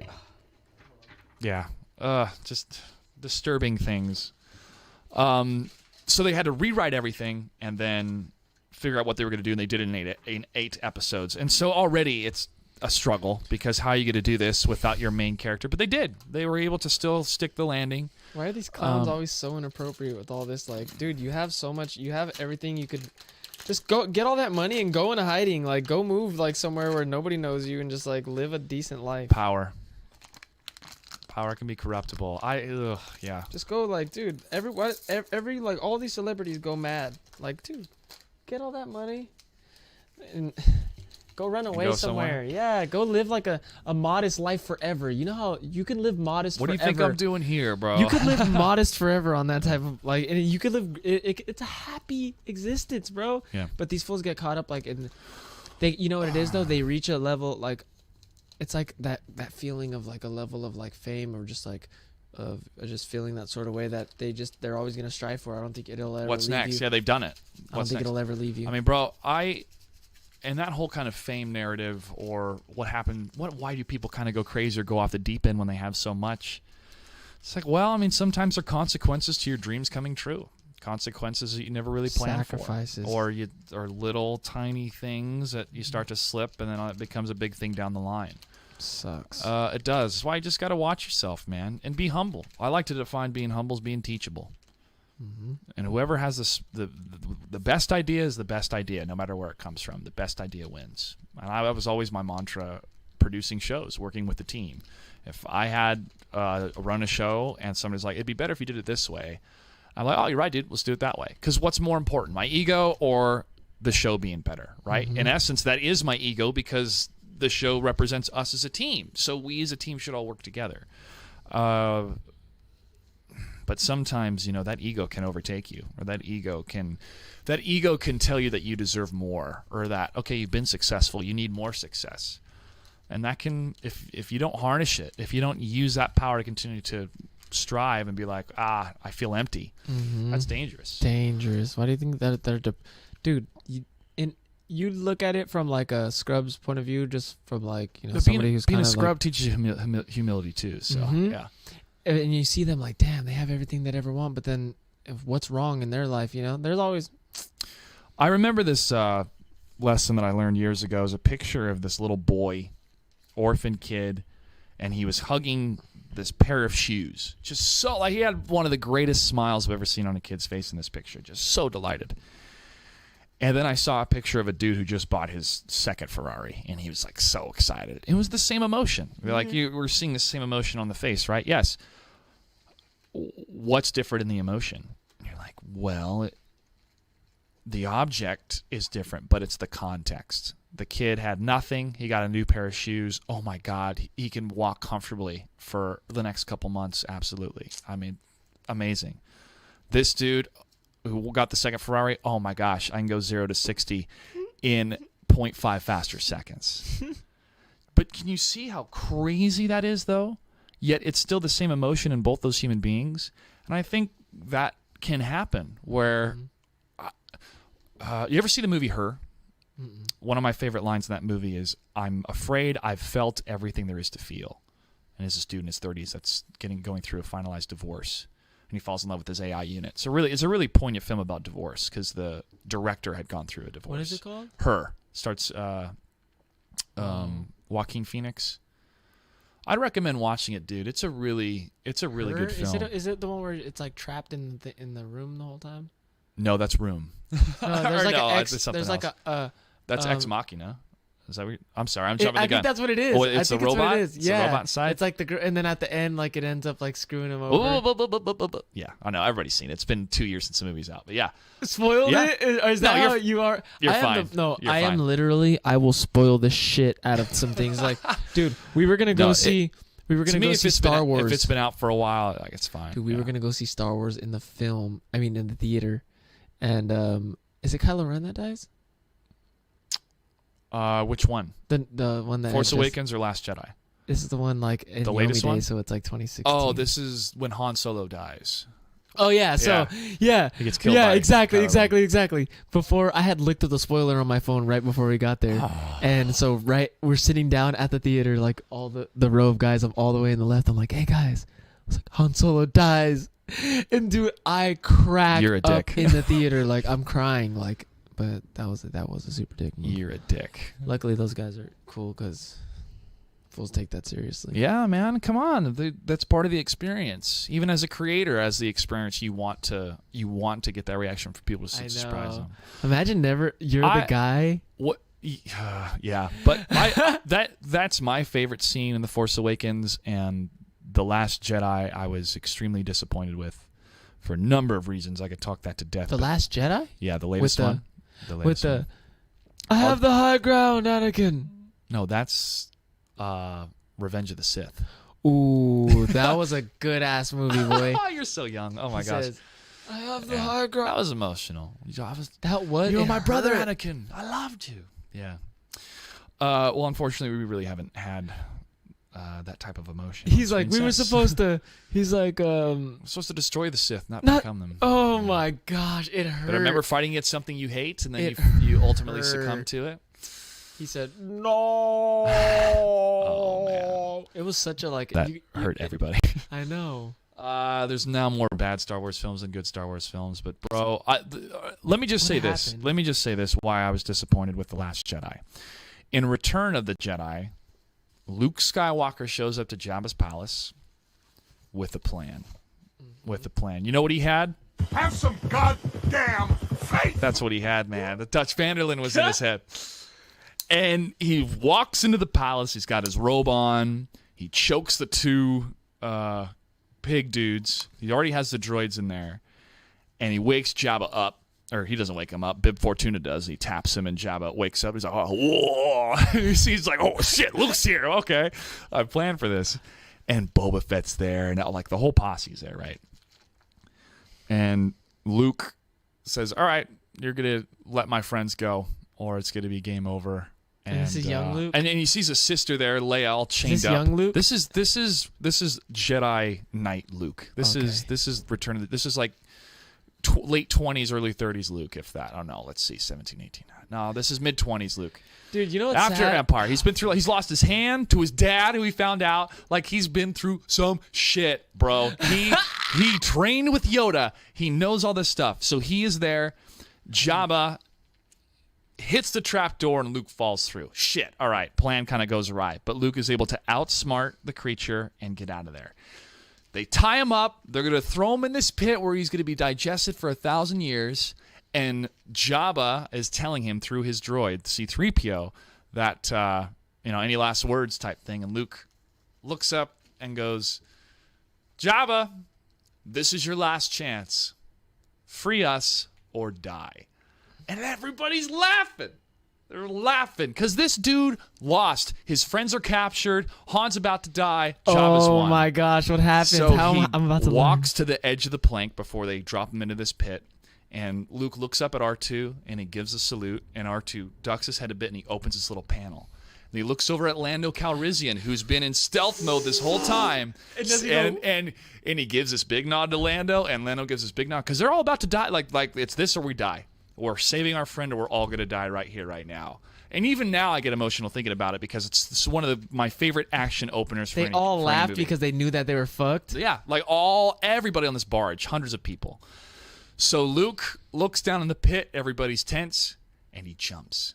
But then he grabs the edge of the plank, pulls himself up, does this flip. Meanwhile, R2 shoots this lightsaber into the sky. You see it fly, and then Luke grabs it, and he turns and he smiles, and he turns that son of a bitch on, and Chewie behind him's like, you and your friends are dead, Jabba! And he plows through, they execute the plan, and they get the hell out of there. Oh my god.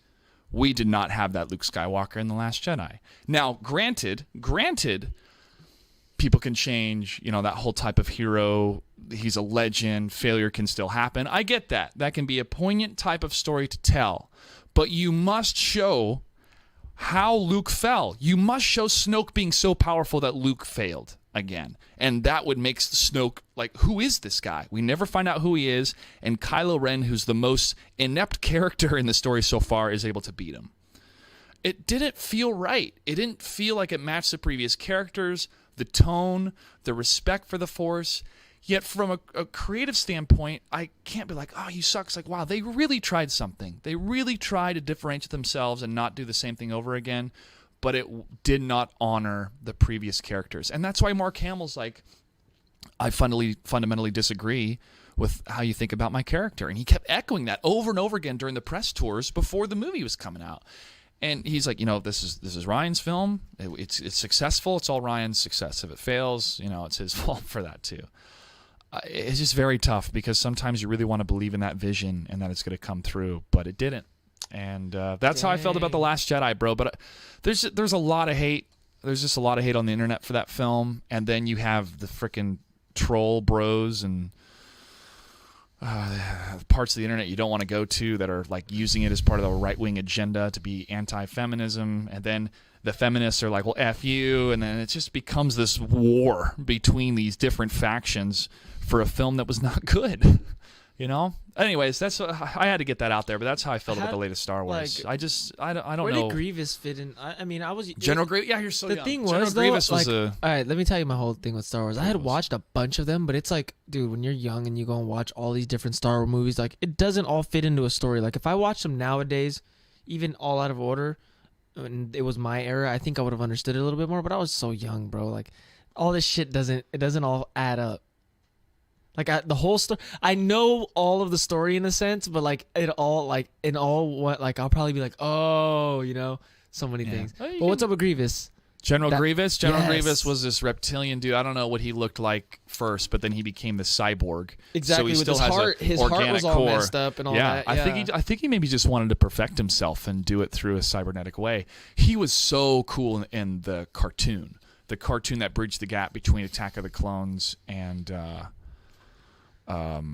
Revenge of the Sith. It was called the Clone Wars. And Grievous, shoot. dude, there was this episode where these Jedis are on this planet and they're starting to get freaked out because they start disappearing left and right like in the shadows, and Grievous is hunting them all down. He's just great. He's just like on the ceiling, grabbing them, killing them, taking their lightsaber. because he had 4 arms. Yeah, and it's creepy because they're all backing up, like, where's it coming from? And they got their lightsaber on. The guy turns it on, and then Grievous is up. And Grievous takes him out. So Grievous was this threat that Mace, Windu, and others would try to fight against, then get out of there. But there is this amazing episode with Mace Windu in that cartoon series where he's ripping bolts out of the droids and using them as bullets to kill other droids. He's fighting in this big fight. And Purple lightsaber. Purple lightsaber. No, he lost his lightsaber because there was they were using these weapons to hit the ground really hard, causing these huge land waves. And one of them, he got caught up in it and he lost the lightsaber. So that's why he just That let me was use so the Force. perfect of a sound effect. Thank you very much. Cousin. So he used the Force to rip out those bolts and use it as bullets. I'm like, why don't you guys just do that all the time? I mean, maybe it takes a lot of, power, mental power, Force stamina power. to do it, sure. But at the very last episode of the cartoon bridging into the third movie, Revenge of the Sith, it takes place right before Grievous is on that ship with Palpatine, and then Anakin and Obi-Wan are off to save him. And Mace Windu is running to get Grievous, and Grievous is like, ha, ha, ha, going into the ship. And Mace uses the Force and crushes Grievous's chest. And he's Is like, that and that's why he's coughing. That's why he's coughing. Yes! So when that happened, I was like, dude. Who did it? Mace Windu. That motherfucker. And I was like, dude, that's so cool. But I was like, why didn't you just put that in the film? I didn't need some goddamn space battle that was one long take that's all CGI. Give me Samuel L. Jackson running so glad I through, ripping learned. bolts out of droids, killing them, destroying these needed droids with it. I think it's a different episode. But then that. running towards Grievous and just taking him out. Because but it would I- show the threat of Grievous. Like, it was kind of like, it's another I generic only bad saw guy. Grievous when he was like already a busty ass fucking villain that he was all sickly because his chest had been busted for a long time, and he was just but he was still fighting like a G at times. Coughing, yeah. But dude, He was so much cooler when he was not coughing. that's in what the I'm cartoon saying. Like series. I could just He was imagine silent. him when he was like, because he used lightsabers like a G. Imagine when he was actually 100%. Like you said, he was snatching fools up. Like Yeah. I wanted to see that threat. Mace Windu crushed him. Because what I would have loved about that is it would have shown this reflection of Anakin, of here's a being that's now machine more than man, and he's so good. He's so good at the tactical blend of mechanics, biology, and no Force whatsoever. And so that could be like Anakin ultimately becomes that. He's more machine now than man, but he's so Force powerful. He's so powerful with the Force that even though he's got no legs and barely lumbering around, he's just like, that was the one good part of Rogue One. My favorite part of Rogue One. I didn't watch it because with- I started out and I was like, It's different. It's a different type of film. It doesn't work on its own. It only works as a bridge film between or right before A New Hope. But I don't know what happened to me. I started couldn't do it? twice. I tried to watch it and I was like, it was a lot of fan it service. hurt. The story was neat, and I didn't give it a chance. I liked the emotional connection between Jyn and her father. I mean, it made a very personal story of the Empire. What was the one ripping before people apart. that? So technically, before Rogue One, that was released in theaters was The Force Awakens. That's Episode 7. Okay, I think I watched that one. Okay, That and one then was like within the timeline, it's Revenge of the Sith. So it's like Revenge of the Sith, and then 17 years later, boom, Rogue One takes place, and that takes place. I was right gonna into get a Star Wars: Darth A New Maul Hope. tattoo, dude. That's what was like. Yeah? I thought when I got my Gears of War one, like I thought I was gonna get a Darth Maul. Maul's still alive in the canon. Like in the cartoons, his brother. Is the cartoons real? Like that's the real shit, huh? Clone Because Wars, it gives a lot Clone more. Wars was great because the Ahsoka narrative, who is a Padawan under Anakin, is good because it starts to show why the Jedi are corrupt. It starts to give fuel for why Anakin is so frustrated with the whole Jedi Order, which it was. I mean, it was the one line I liked in The Last Jedi is just the hubris of the Jedi allowed Darth Sidious to take over the Senate and become the Emperor, and the Emperor to spread. And that's the Jedi were a fallen system. Oh What man, was dude, wrong? you couldn't fall in love. So what was wrong with that? They couldn't. Like Jedi that always was had the, to that was the break. downfall of their most powerful Jedi, Anakin, is he was in love with Padme. They had a kid. He couldn't tell anybody about it, and then Emperor Palpatine manipulated him to think that she was going to die. So She that, wasn't actually gonna die. Well, I don't even know how she died. I mean, Anakin choked her for a bit with the Force because he thought she betrayed him. Yeah, I remember that. And then she That was was in having that same movie kids. with the- But then the robot's like, she's lost the will to live. Like, what? What does that mean? Man, Star Wars. Luke Skywalker to me meant more than Jesus Christ did back in my religious days, because I would think about, what's a modern equivalence to Jesus Christ? Luke Skywalker. And you have that type of character just turn into And a Luke was the shill. one that was found on the planet, and then he went, and his parents died. That was that movie, right? Tatooine. He's on Tatooine. The droids come down. They're looking for Obi-Wan. He picks them up Exactly. because they're sold by the Jawas. I remember And then he that. starts talking to the droids, and he sees the message from Is Leia. that the one where homie races? No, that's episode 1. Okay, that's when that's Anakin when he's a kid. Oh, okay, Man, okay. This turned into the Explain to Me Star Wars podcast with That is so Joshua Gray funny. and Frank Perez. Dude, you know why though? It's because it's always been such a big hole to me. Like, Well, there you go. yeah, that's funny, but that's just that's hilarious. That's hilarious. I will forever love That's episode awesome. 4, 5, and 6. Star Wars, The Empire Strikes Back, and Return of the Jedi. I'm an atheist, but I used to be Mormon. I was a Mormon for 16 years. And Gary Kurtz, who produced Star Wars and The Empire Strikes Back, is also a Mormon. And the Force has a lot of similarities to Mormon doctrine. it's of such all a living fucking, things are connected. There maybe is this type of power that connects us. So a little bit of influence peppered in there, and this whole type of I don't know, like this priesthood power, this Jedi power. Maybe they that just people do. can have. They do that for I think. Well, But also they do it for hype as well. You pull from what you know, right? Mm-hmm. You're writing it. It's like, well, how does this mystical form works? Well, I mean, maybe it works like this. Well, where did that come from? Well, it's kind of my religion, but this isn't religion. This is Star Wars. This is the Force. Funny story. But you kind of. I got a funny story. All right, go So- for it, man. We've talked Star Wars to death, so That was awesome. Yeah. Dude, I could sit. I'll make I a could clip out of that. I could learn some shit. Man. But yeah, so this was at the time. This is post me getting addicted to Modern Warfare. This is Xbox oh, wait, 360. I am tripping. This was right after Halo 1. Halo 2 had came out. This was like I was really young. I'm 7. This is before the double digits of I'm the 2000s. 7. I'm like 7 or 8. Halo 2's out. It's like one of your And- earliest memories. Of like playing like this, but my stepdad at the who's still with my mom to this day, but he had gotten an Xbox 360, and like we couldn't play it because like, you know, it was like an expensive ass system at the time, and we were just like some little ass like rough house So the kid. 360 came out when you were 7, or like or he had bought one when you were 7. he had bought I don't know, when did it come out? Oh man, I have to look that What up. year did Xbox 3 Oh, you said wow, man. Sorry. What year did Xbox 360 come out? Xbox 360 was published in 2005. I was in 1995, baby. That So i- 2005. That's Wait, almost 14 years Halo ago. 1 Hold on.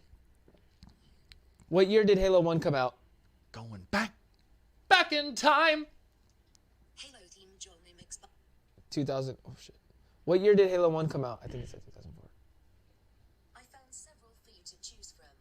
I said Halloween. I'm so bad. Oh my gosh, just type it out.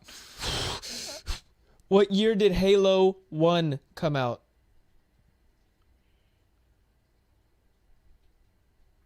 Halo theme genre mix by Marty O'Donnell and Michael. 2004. 2004 is when the first Halo came. No. Xbox. Oh, what? The Xbox- Xbox Halo. Xbox Halo. That was Xbox like, 360 Halo. That was when I was fucking. Okay, that's when you were on top of that. But yeah, whatever.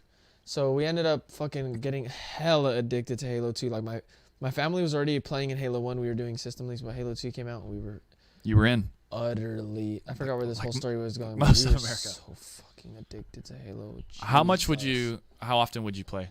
Dude, Halo? we were on summer break, and we just did not stop playing. Like, we stayed up all stinking night. Yeah, you can loosen that bar there too if you need Oh, to. that's good. It's perfect. There we go. We stayed up all stinking night one night, and it's like 7 in the morning. My cousin is raging, like screaming. My aunt comes down, hides the Ethernet cord. Oh my gosh, we were bad. Dang. Your parents didn't even know. Like, they didn't even know what this was. They just knew their kids were upset. But dude, my dad, I remember where this whole story was going, is me and my dad, ever since we were little, like, he was the real one, like, keeping me on top of my gaming. Like, I would see him every other weekend. So every other weekend, he'd pick me up on Friday, automatically go get a haircut, then we'd go to Blockbuster and go get a video game, like, and we'd go, like, rent a couple Goosebumps films, and me and my stepsister would watch them. But our goal was we were going to get a game and we were going to beat it. And mind you, my dad had always collected, like, the gaming systems. Like, he had, like, at one point in time, we had literally every single system that was out on the planet. Like, all of them, like, all the classics, everything. Like, up until, like, the Xbox, the classic one. But we were just playing regularly, but up until Halo 2 came out, and I showed him, like, online, his mind was just open to, like, this whole new world of, like, what the like, dude, online, like, exists, like, you can play like this. So, dude, we ended up getting into that, and that's when, like, Gears of War 2 and all that took over, and, like... Yeah, online on consoles, man, that's what changed the game, because you really could play did. on... Because I was playing on the PC with Half-Life, the Team Deathmatch, Team Fortress, Counter-Strike. Dude, I was playing Counter-Strike when you could zoom in on the M4 We back in the day. dude, we used to go to a LAN center in Fontana, California. It was called, I used to go to one in Seattle. It was called,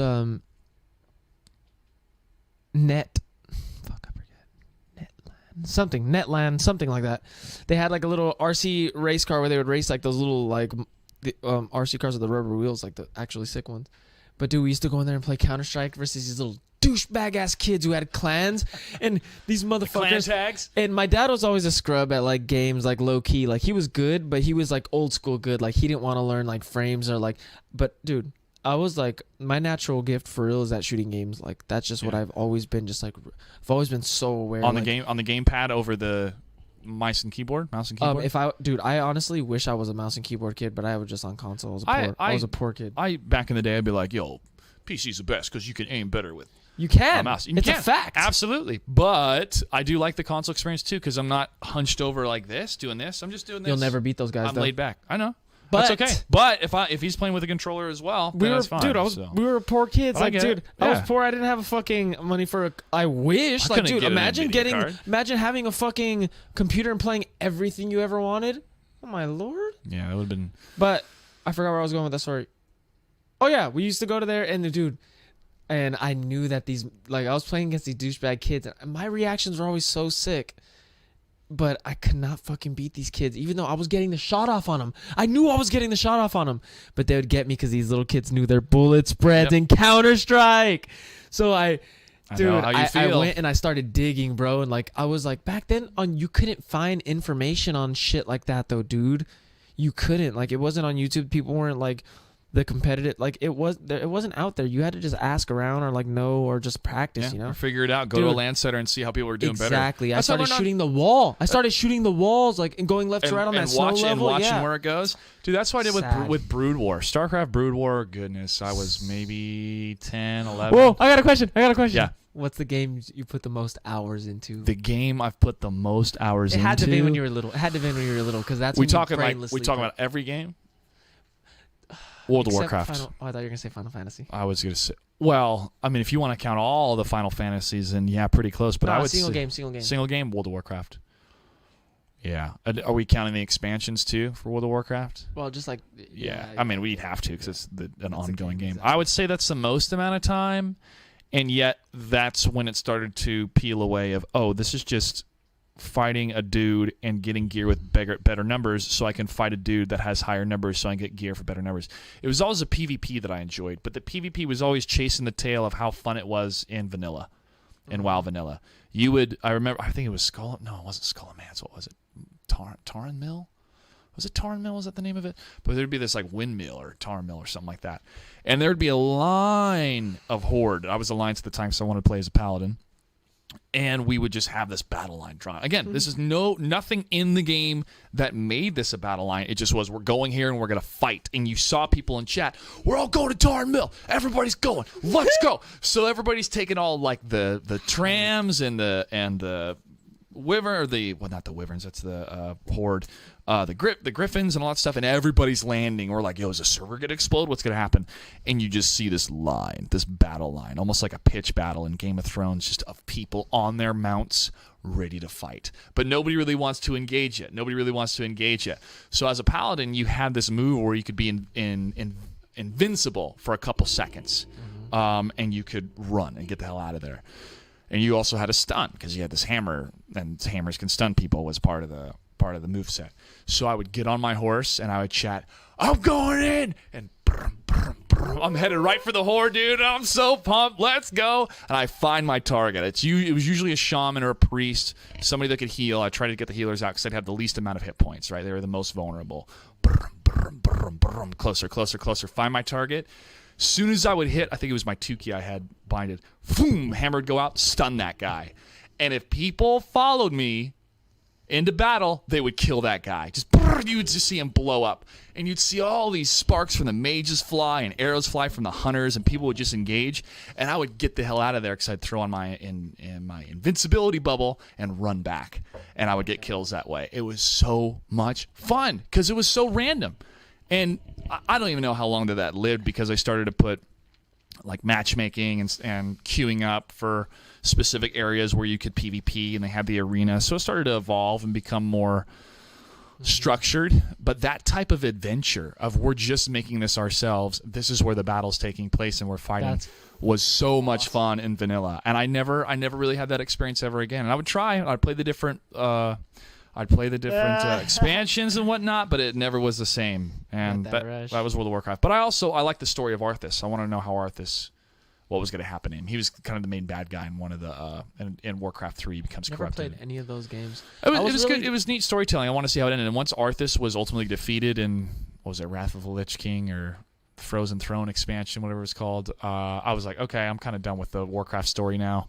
They've retconned things. They've done time travel. I'm like, I'm good for right now. Maybe a new IP or do something else with Warcraft in the future. We'll see. They're doing the remastered version. My ADHD held me back from playing hella games. Like, I could not play the slow games, bro. Like, Pokemon, Zelda. I was like, fuck, this shit's cool, but dude, I cannot fucking. I have to walk. Games. I have to walk to the end. No, I'm done. Yeah, I understand that, but RPGs, I would say the game type is what I've messed with the most. I never see, games. And I'm telling you, I think I would have. I would have gotten into games like that. Like every single game I ever got my hands on, I would always give a fair shot. Like I'm telling you, my dad would get random ass games and flip them every single weekend. Yeah, well, that's why I really like Mortal Kombat. So it's a good story. That's kind of my number one thing is the story going to captivate me, that I invest the time, that I'm going to feel like, oh, that was a real cool story. It's like reading a book. I'm investing the time to read this book. It's an experience. I hope it ends well. Yeah. And that's people are like, oh, I didn't play video games. Like, yeah. Oh my god. You be quiet. Yeah, that's scary. Scary. It's scary when that shit hurt to be in that type of scenario, right? What's the right call to make? You don't know. I mean, that's a nuanced thing to think about. Is and it was 8, back 9 then years too. old? And it was back then too, where fools were skipping towns when shit happened. But he fucking had to shoot him. Yeah, had to. He was a danger. That book was serious as a kid. They had us read that. They were sick. I think that's one of the best books to teach consequences, even unintended ones. Of this is what part of life is you're going to have to make decisions that were not your fault at all. He didn't mean to choke out that girl. Mm-mm. All that, like he was just a fucking, like he just did not know. I know, man. It's that was heavy, huh? Yeah, I'm glad awesome. That's part of our education system. You know still. what book intrigued me? All right, so you want to hear the truth? I grew up in like San Bernardino, California. It was a fucking ugly neighborhood, but all the kids were smoking weed around there. We were young, dude, like 6th grade, and we were smoking like weed here and there, whatever. Well, high school came around, and freshman year, I was always ridiculous in school. Like, dude, I tried hard, and I was like, come freshman year, I had like AP, European, English, all that crap. Oh no, that was sophomore year. But yeah, freshman year we go into the adventure of Odysseus. It was my first period class in English. I'm like, this is the sickest fucking story ever. I was literally looking forward to coming to class and like reading the Odyssey, and I didn't want to spoil it. It was literally a fucking movie. Like I would come into class like, oh my gosh, like how is it gonna play out? Like I wanted to, that it was that got me onto reading, bro. After that, I explored into Goosebumps. I read The Catcher in the Rye because the whole John Lennon thing. Did you ever read that book? Yeah, I did recently, actually. No! Yeah. I read the book Catcher in the Rye in a bar called Catcher in the Rye in Toluca Lake in near LA. Yeah. It's a weird I was sitting there like, yo, I'm going to be meta for a while. And I got a date out of it. I was there reading a book, and a woman came up to me and was just like, oh, what are you reading? And she's like, oh, this is so funny. And then she sat with me, and we went on 2 dates after that. Dude, that didn't book, click, but it was great. Good book, man. Good book of like, this is the Was it angst weird of being to a you? young man. It is weird, but it's weird of like the language is kind of a little bit different. When you learned that he was like a weirdo and like he was fucked up the whole time, really, in his head. Did that kind of put you on tilt? Because I was in the mindset of him, dude. I couldn't help it. I was there with him, and when I learned he was fucked up, I was like, damn. I have been in the it's such a genius book because I think the reason that I fucks with people is because the way that it's such a particular way of like going about things. It's the anxiety that he has. Like, yes. But I was reading it, it's just like, dude, this guy's got an overactive mind, but so do I. Like, I think about all these different scenarios and stuff sometimes when I'm like, if I don't put a towel up correctly in my bathroom, too pessimistic though. What if somebody slipped on that towel and hurt themselves? But I should probably pick this I'm up. telling you, it changed the way I was thinking. Like really, very it's such a pessimist, and it really stuck with me, dude, because I got in the mindset of thinking like him as a young man. Like reading that, like you can't help it, you know. Have you ever watched the movie Midnight Cowboy? You should watch that film because to me, it kind of it's within that same level of feeling of like Jesus, the pessimism, or wow, the world can be a harsh, crazy place. Yeah, I definitely have to read it again, but it was a good read, especially just to dive into his emotions of like this and that and this, and it's like, oh, well, this is why we read, so we can get into the minds of others. But yeah, I gotta watch some. Ito Portal. No. The Power of Now. Ito Portal. No, I have not. The Power of Now. Power of Now. No, I've maybe have heard of it, but I haven't read it. I don't know what it's about. I'm sure it's some self-help book, right? Yeah, was it like The Secret? You manifest something, then it comes through? He's all about just consciousness. I want $1 million. I'll have to manifest it. No, this guy's serious, though. It's just all about just like consciousness and just really being like trying to be as present as possible, you know, just like really like The Power of Now. Literally, it's a good book. It's nothing religious. He even goes into like he dives into like how all these religions were really just preaching about consciousness and being present. Well, yeah, and because we're trying to figure out what conscious is all about. He's Absolutely, good. He's meditation. I'm gonna show you something. You're gonna Power be of like, Now. Yeah. All right. What's the guy's name? Is he a big dude? Ito Portal. Big muscle dude? I forget that guy's name. Okay.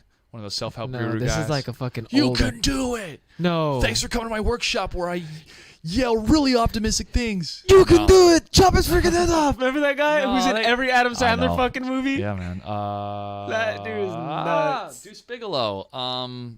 That guy, yes. I know. You know. We all know. We all know. There's no need to stress Wow. I'm sorry. I'm sorry for getting his name. I'm actually pretty warm and comfortable. I'm happy to hear that because it's definitely cold outside, but we got a heater in the house. Dude, we got to talk about Rogue. I mean, we went on this crazy tangent and talked about Star Wars and all that stuff. So you weren't getting paid. Did you ever get that money, or did they drop you?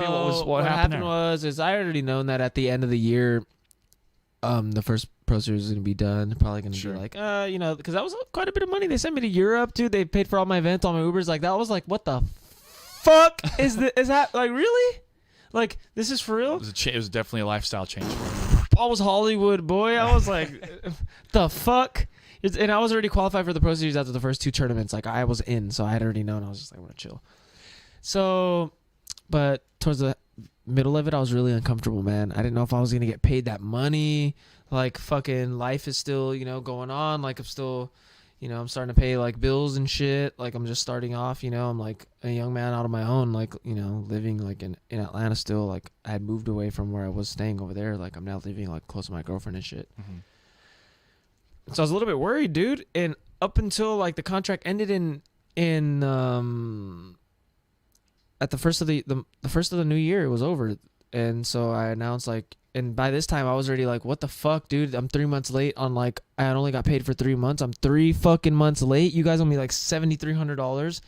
Like, they had went through some shit. Some investors pulled out on like one of their big ass like teams in Counter-Strike or Overwatch or something. And it really fucked with them, their money big time, you know? So they were going through some shit, switching up investors. It took some time dude, they didn't end up paying me no money till like 3 months after the new year. It was literally like March, April, and I'm like, dude, what the fuck? This is $7,000, man. It's a lot of fucking money, you know. So I mean, it's tough. I mean, it's kind of this how we were. And I had quit my job. Yeah. I'm fucking trying to do gaming. I'm streaming all the time. Like they were banking on that money coming from the investor. They pulled out. Now they don't have a backup plan, and you eventually got your money though. Eventually so you're did. settled up totally. Good. That's tough because that's what a lot of these organizations are that seed money, right? We're gonna fund it first, build it, then we're gonna get the return on investment. Like that's a lot of heavy lifting at the beginning for a volatile market, man. And it puts us straight on everyone. But they did the best they can. They're a good group of guys. You know, I appreciate them. Yeah, this Nothing type bad of to say. discussion isn't like blah blah blah. It's more of this is what happened. Exactly. Here's how we can all learn to make it better in the future. Dude. I love it. I'm so blunt when it comes to things, and I'm like, I try as hard as I can not to be rude, but like when I forget ZHU, Z, there you are. After the first Pro Series, he comes to me at the last chance qualifier, and he's like, "Hey, so Slayer, like, you know," and he's like, "My name's Z, whatever." I was like, "Yeah, I know you are." He's like, "Any feedback?" I was like, "Yes, I do." And you know, I fucking spilled everything. Like, I hadn't even known about the fucking pot bonuses at the time, for the finals and shit. And I'm just thinking, like, shit's gotta fucking change, dude. Like, come on. Yeah.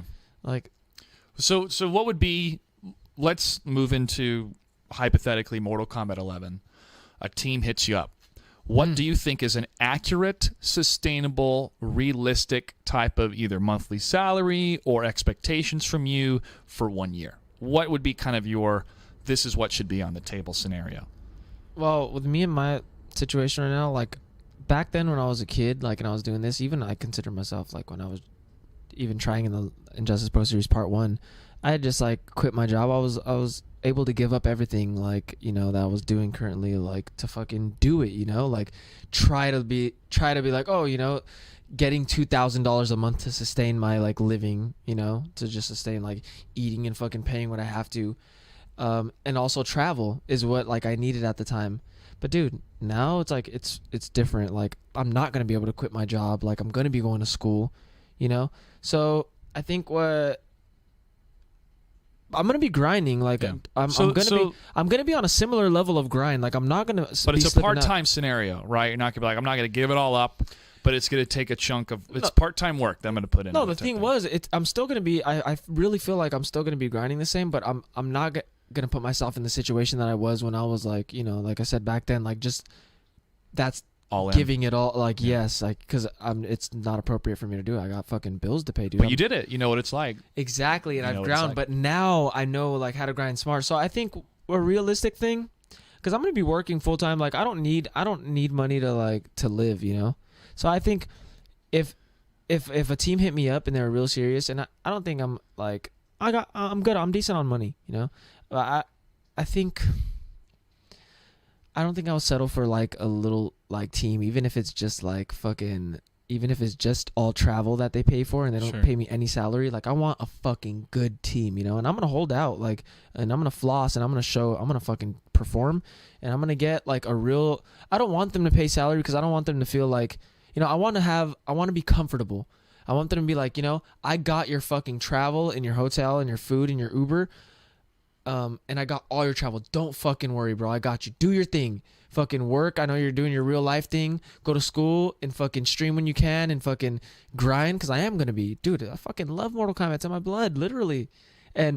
And dude, that's what I want. I just want to be fucking comfortable. I really want a team that's just going to be like, dude, we fucking got you, you know? So removing the stress of your competitive life. If you can reduce the amount of stress it takes for me to compete, exactly, that's good enough. But the thing is, whenever they pay you salary, it's a different fucking ball game. Do you feel this obligation of, like, I didn't do well, now I have that writing on No, me too? that's how they feel. It's impossible Yeah. because, dude, when it's not just an organization, bro. It's a business. There's money behind there. Dude, imagine What if the return are they gonna Yankees. Imagine if the Yankees weren't paid if they lost a game. All right, check it. Let me lay a scenario out for you. MK11 comes out.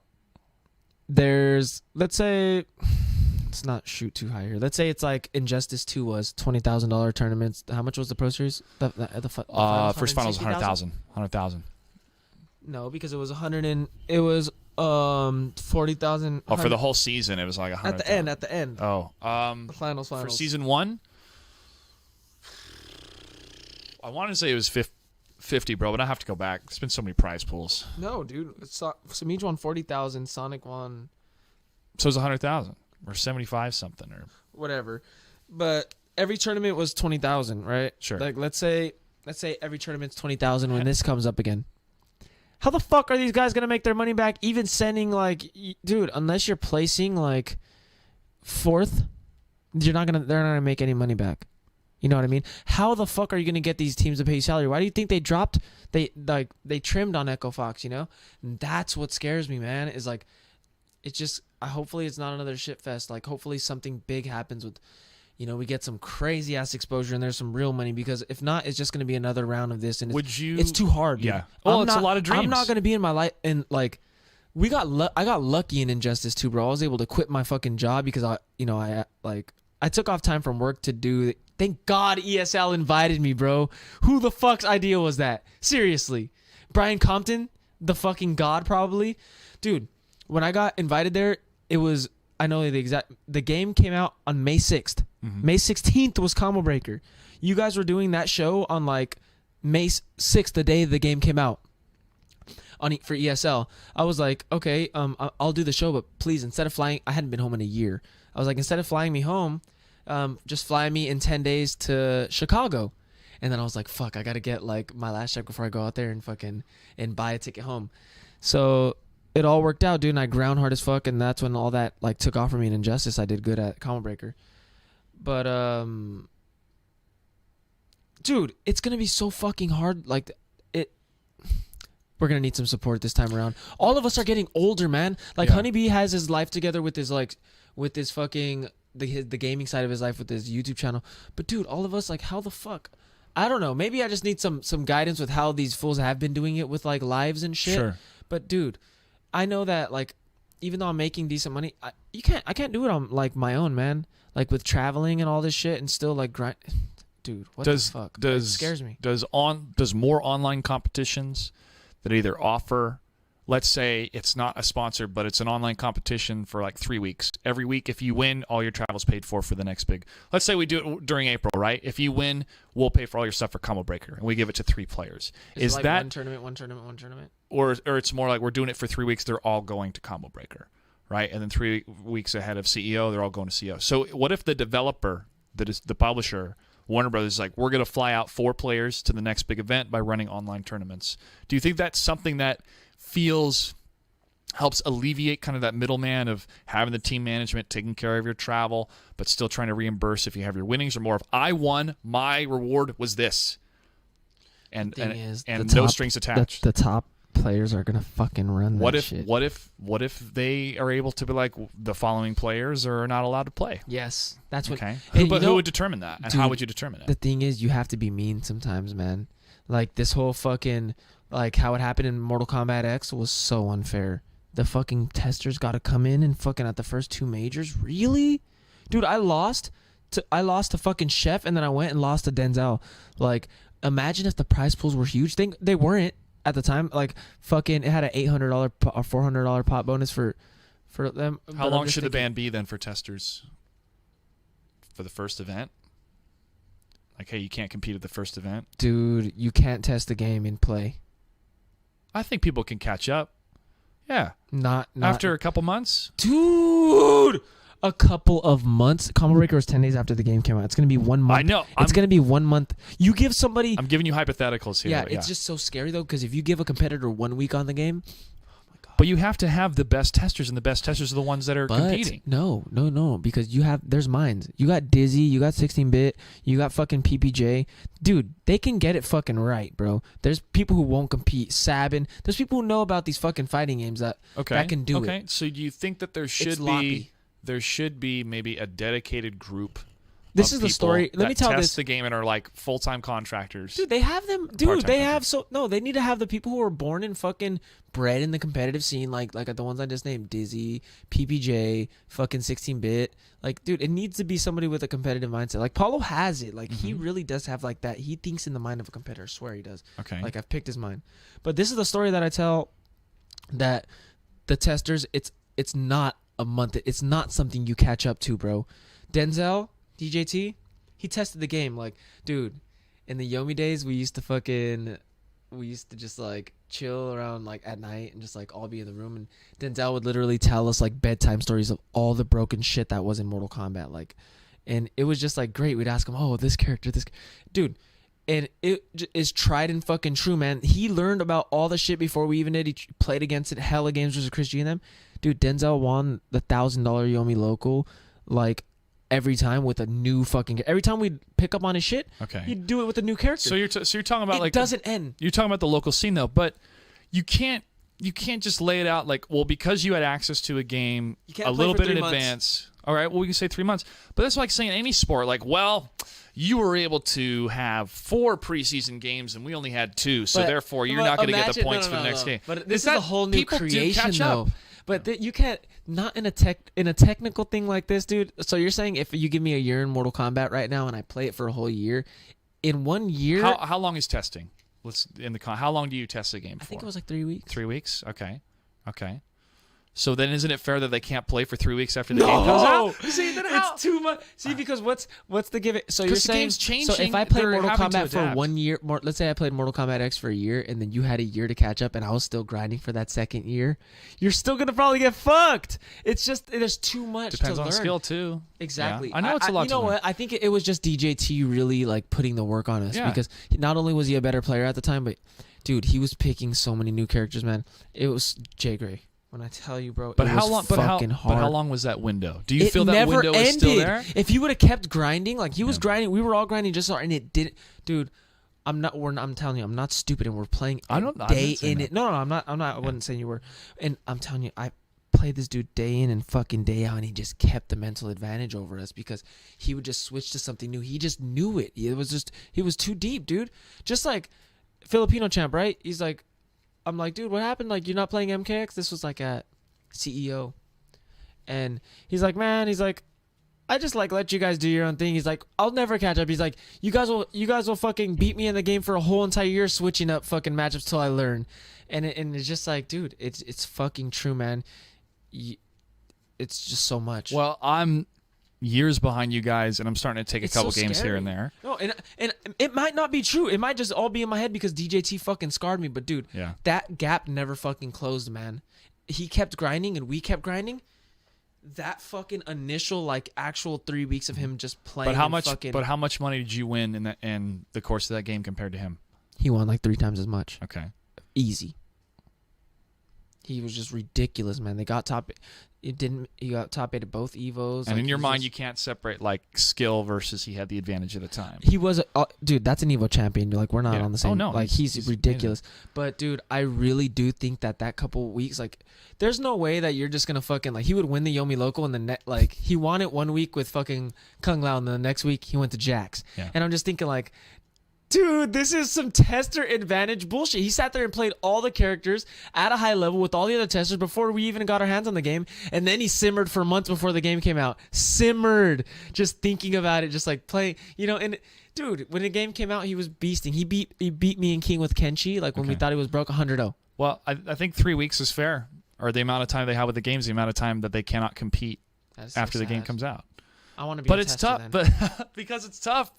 Because these guys are some of the best. You want to see them compete. What if you just had a tester-only tournament? I mean, no prize money, but just for the prestige. Yes. I mean, that'd be cool. Yep. In-house, just right there in the Chicago studio. Keep those motherfuckers out of the. Like we'll pay for you guys. We'll give you a nice little experience as a tester, but you're not gonna be able to play in the first one. Man, you're gonna give people a legacy advantage. The touch on the game. Too. Well, hey, tough shit, man. Sometimes I know. Sometimes it was not fair. Like we can keep making lists. I guess it's just because I got fucked. You got to rise to the occasion, bro. I mean.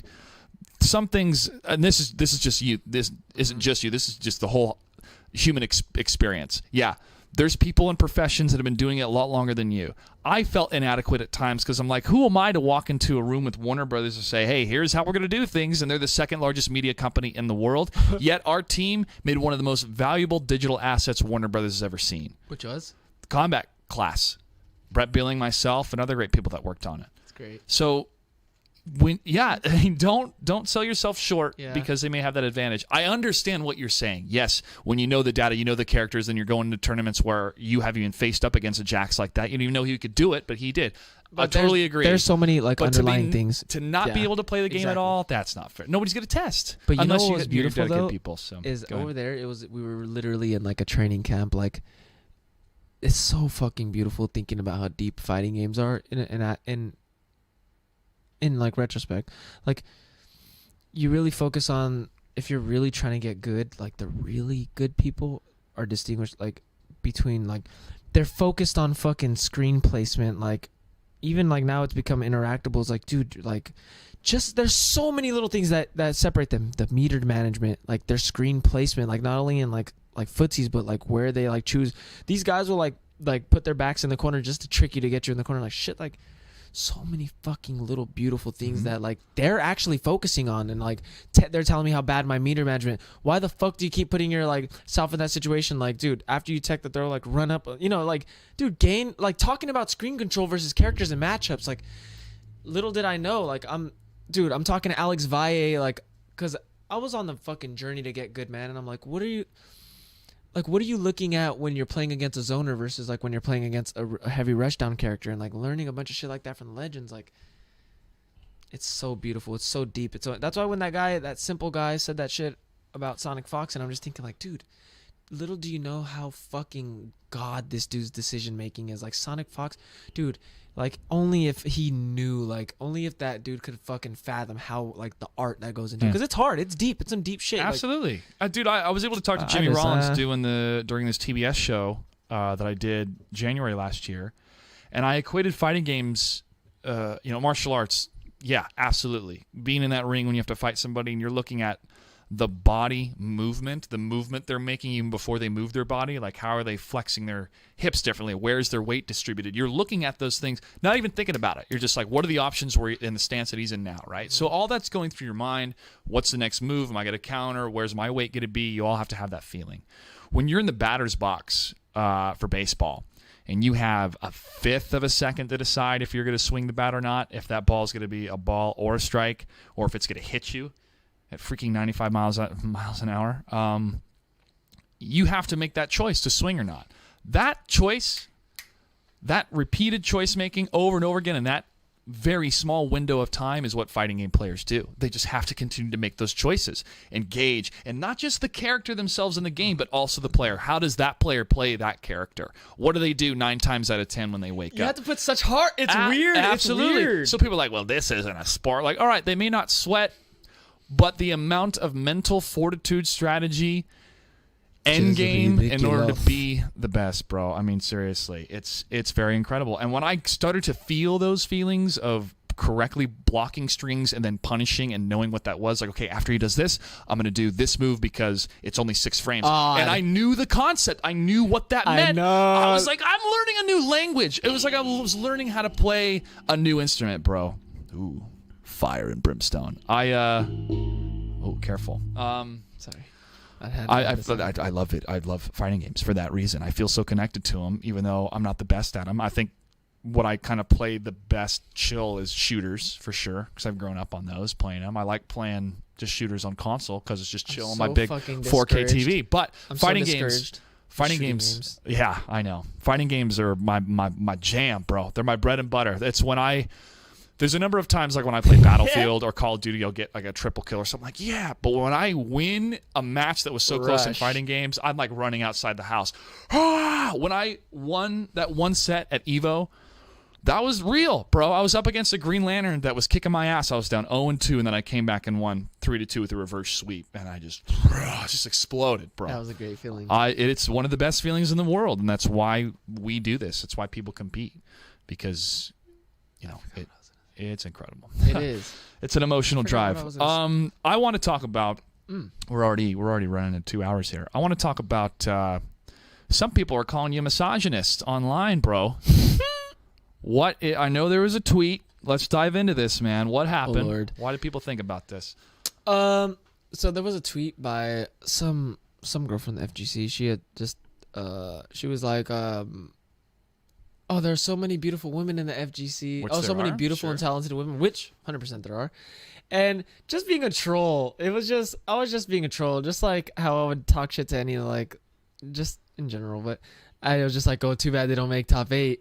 And I didn't even think too much of it. It was just a funny thing, like, oh, fucking Slayer, you know, just Being whatever. a troll. Yeah. But I came back, dude, and Rick the Hado was the one who kind of really took it off. Like, he replied to it, and like, he was like, he said, I saw a few girls in top 8 of Common Breaker. He's like, didn't see any MF Slayers. And I come back, dude, I literally checked Twitter like 2 hours, 3 hours later, and this shit has like 600 likes. Like, Kayani has replied to it, and I'm like, like, what the fuck have I done? Okay. And dude, mind you, all the girls in the FGC, like, we're all buds. But it was insensitive, and you know, and I did apologize, but it was just a fucking troll. But it did get blown out, and you know, it was a great story, because right after that, like, I went to fucking CEO or whatever it had been, and then I lost the king's girlfriend.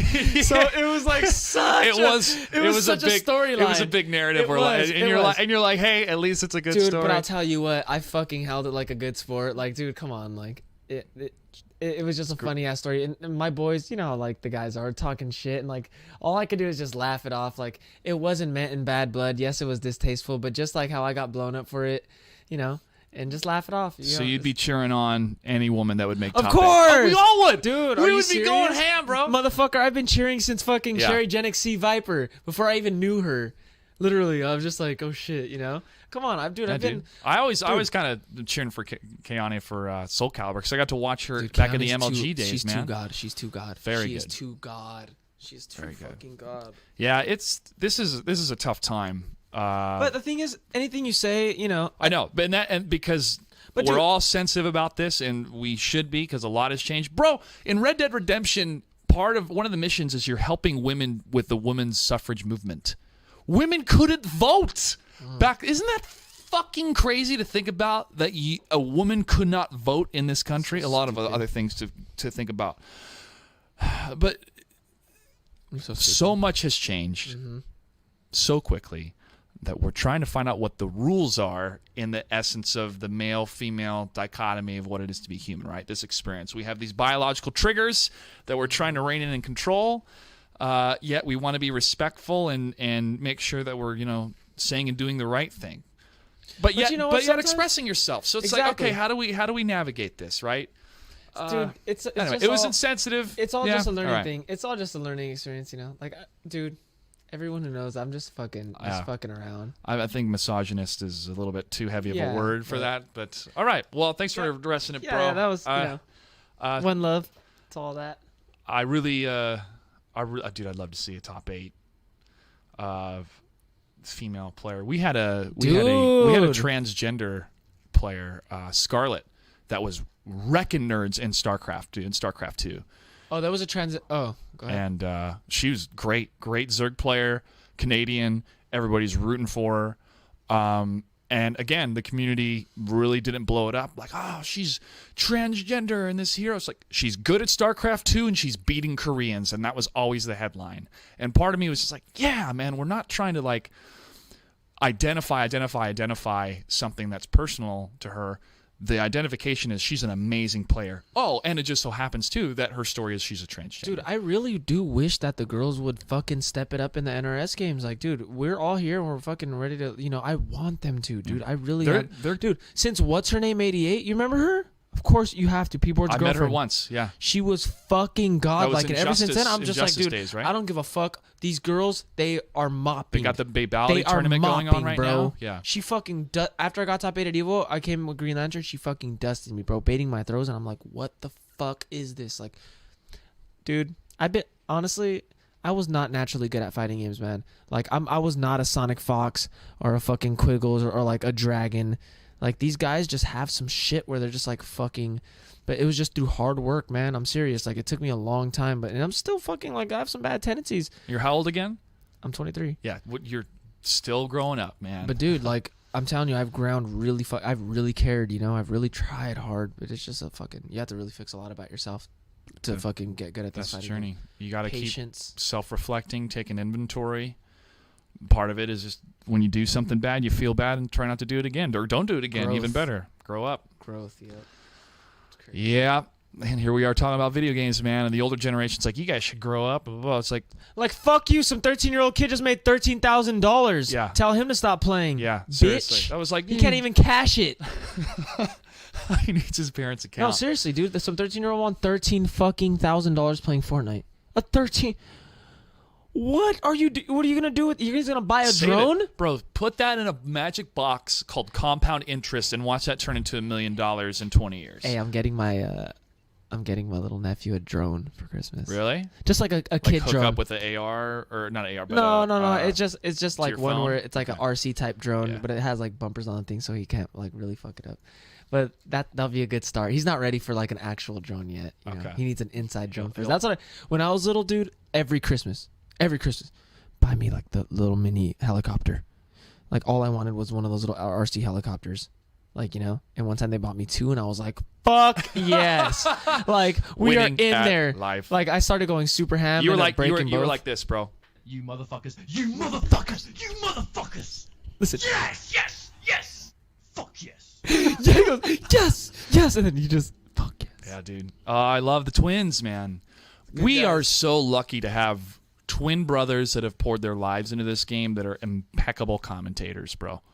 We really are. They are a great brand to have. Incredible fucking Matt. Yeah. No, they don't cuss.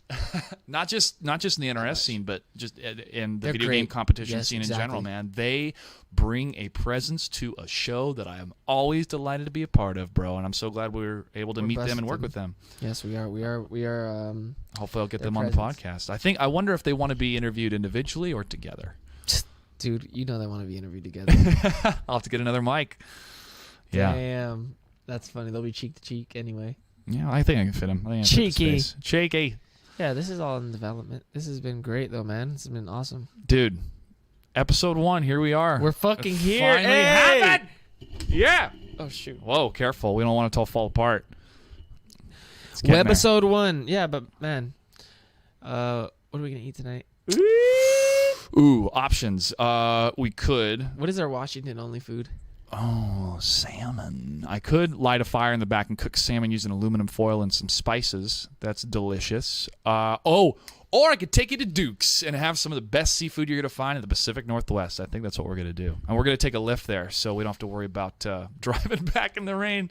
It's a rainy day here in Seattle. Oh, so Illusions hit me up. Oh, you did? He said, Right on, I man. was like, dude, come chill with us early as hell tomorrow. Yeah. Like, because tonight probably won't be the best. Because you know. He should just come down and join us at Pike Place Market, bro. Walk around, enjoy the day, and then we'll head to the bar around 4, get some dinner, and then head back to because your flight leaves at what 10, something like that. So we should be back home by 8. That gives us plenty of time, bro. We'll take the train, no traffic. It'll be good. Anything else, bro? Any shout outs that you want to give as we wrap here? Yeah, actually. 2.5 hours in, by the way. Just We about. are. Hey, Yeah. so dude, this has been great. We got some good talks, honestly. Yeah, but I want to give a shout out to my birthplace, Epic Gamer Productions, Compton. Fucking awesome, man. I could not be happier with how his life turned out. You know, it's a beautiful story. That my fucking man's story. I'll have to have and him on he here. deserves it. He Yep, fucking he does. deserves every piece of because he's great. And it's with all heart, that man. And, you know, his wife should be so proud of him. And his kids are going to grow up and they're going to be so fucking proud of how hard their dad worked. Shout out to that dude. Shout out to all the SoCal guys, man. My trading partners, Tyrant, US Big Boy, all the originals, you know. Chico and all those fuckers. Han. And shout out to, dude, Reno Rax especially, you know, through all the shit and trials and tribulations we fucking went through, man. He changed my life. Like, he shot the shot and got us all out there. And, dude, it turned out the way it did, but dude, it changed my life. I met, you know, my love, and dude, it's been such a great journey, you know, like met so many fucking souls, dude. I've seen 40 of the 50 states. Like, I got to see Europe. Like, what the fuck? I'm 23, dude. I got to see the United Kingdom. Like, I've been out there, like, you know, got to fucking meet all these people. Like, I have friends in literally name everywhere. I have a friend at, like, dude, all over the fucking world, even in the East, like out there in like some crazy ass country, dude. The FGC has been a family, man, and just shout out to everyone because I was just talking to Zyfox, like, dude, he's like, you know, it's crazy. I was just telling my coworkers, like, any state you could pretty much name, like, we got a homie there that will like help you out if you need it, or like, you know, just because that's how it really is. It's a big fam in the FGC, and just shout out to everyone because that's amazing. Look at us, we're here right now doing this fucking shit, talking about it, That's right. And we still have plenty of more stories to tell. Ladies and gentlemen, Mortal Kombat 11 is around the corner. I cannot wait. We'll do another podcast before then, most likely, but I need to enjoy the holiday season. I need to keep working on the house, work on the studio, and work at the bar. If you guys are ever in Seattle, make sure to come visit me at Radiator Whiskey at Pike Place Market. You can follow me on social media, Mr. Joshua Gray, on Twitter and Instagram. Where can they follow you, Frank? You can follow me on Twitter and on YouTube at MF Slayer. So follow your boy, MK11. We're going to be going hard. That's MF. right. MF. Thank you so much for tuning in. See you next time. Yo, that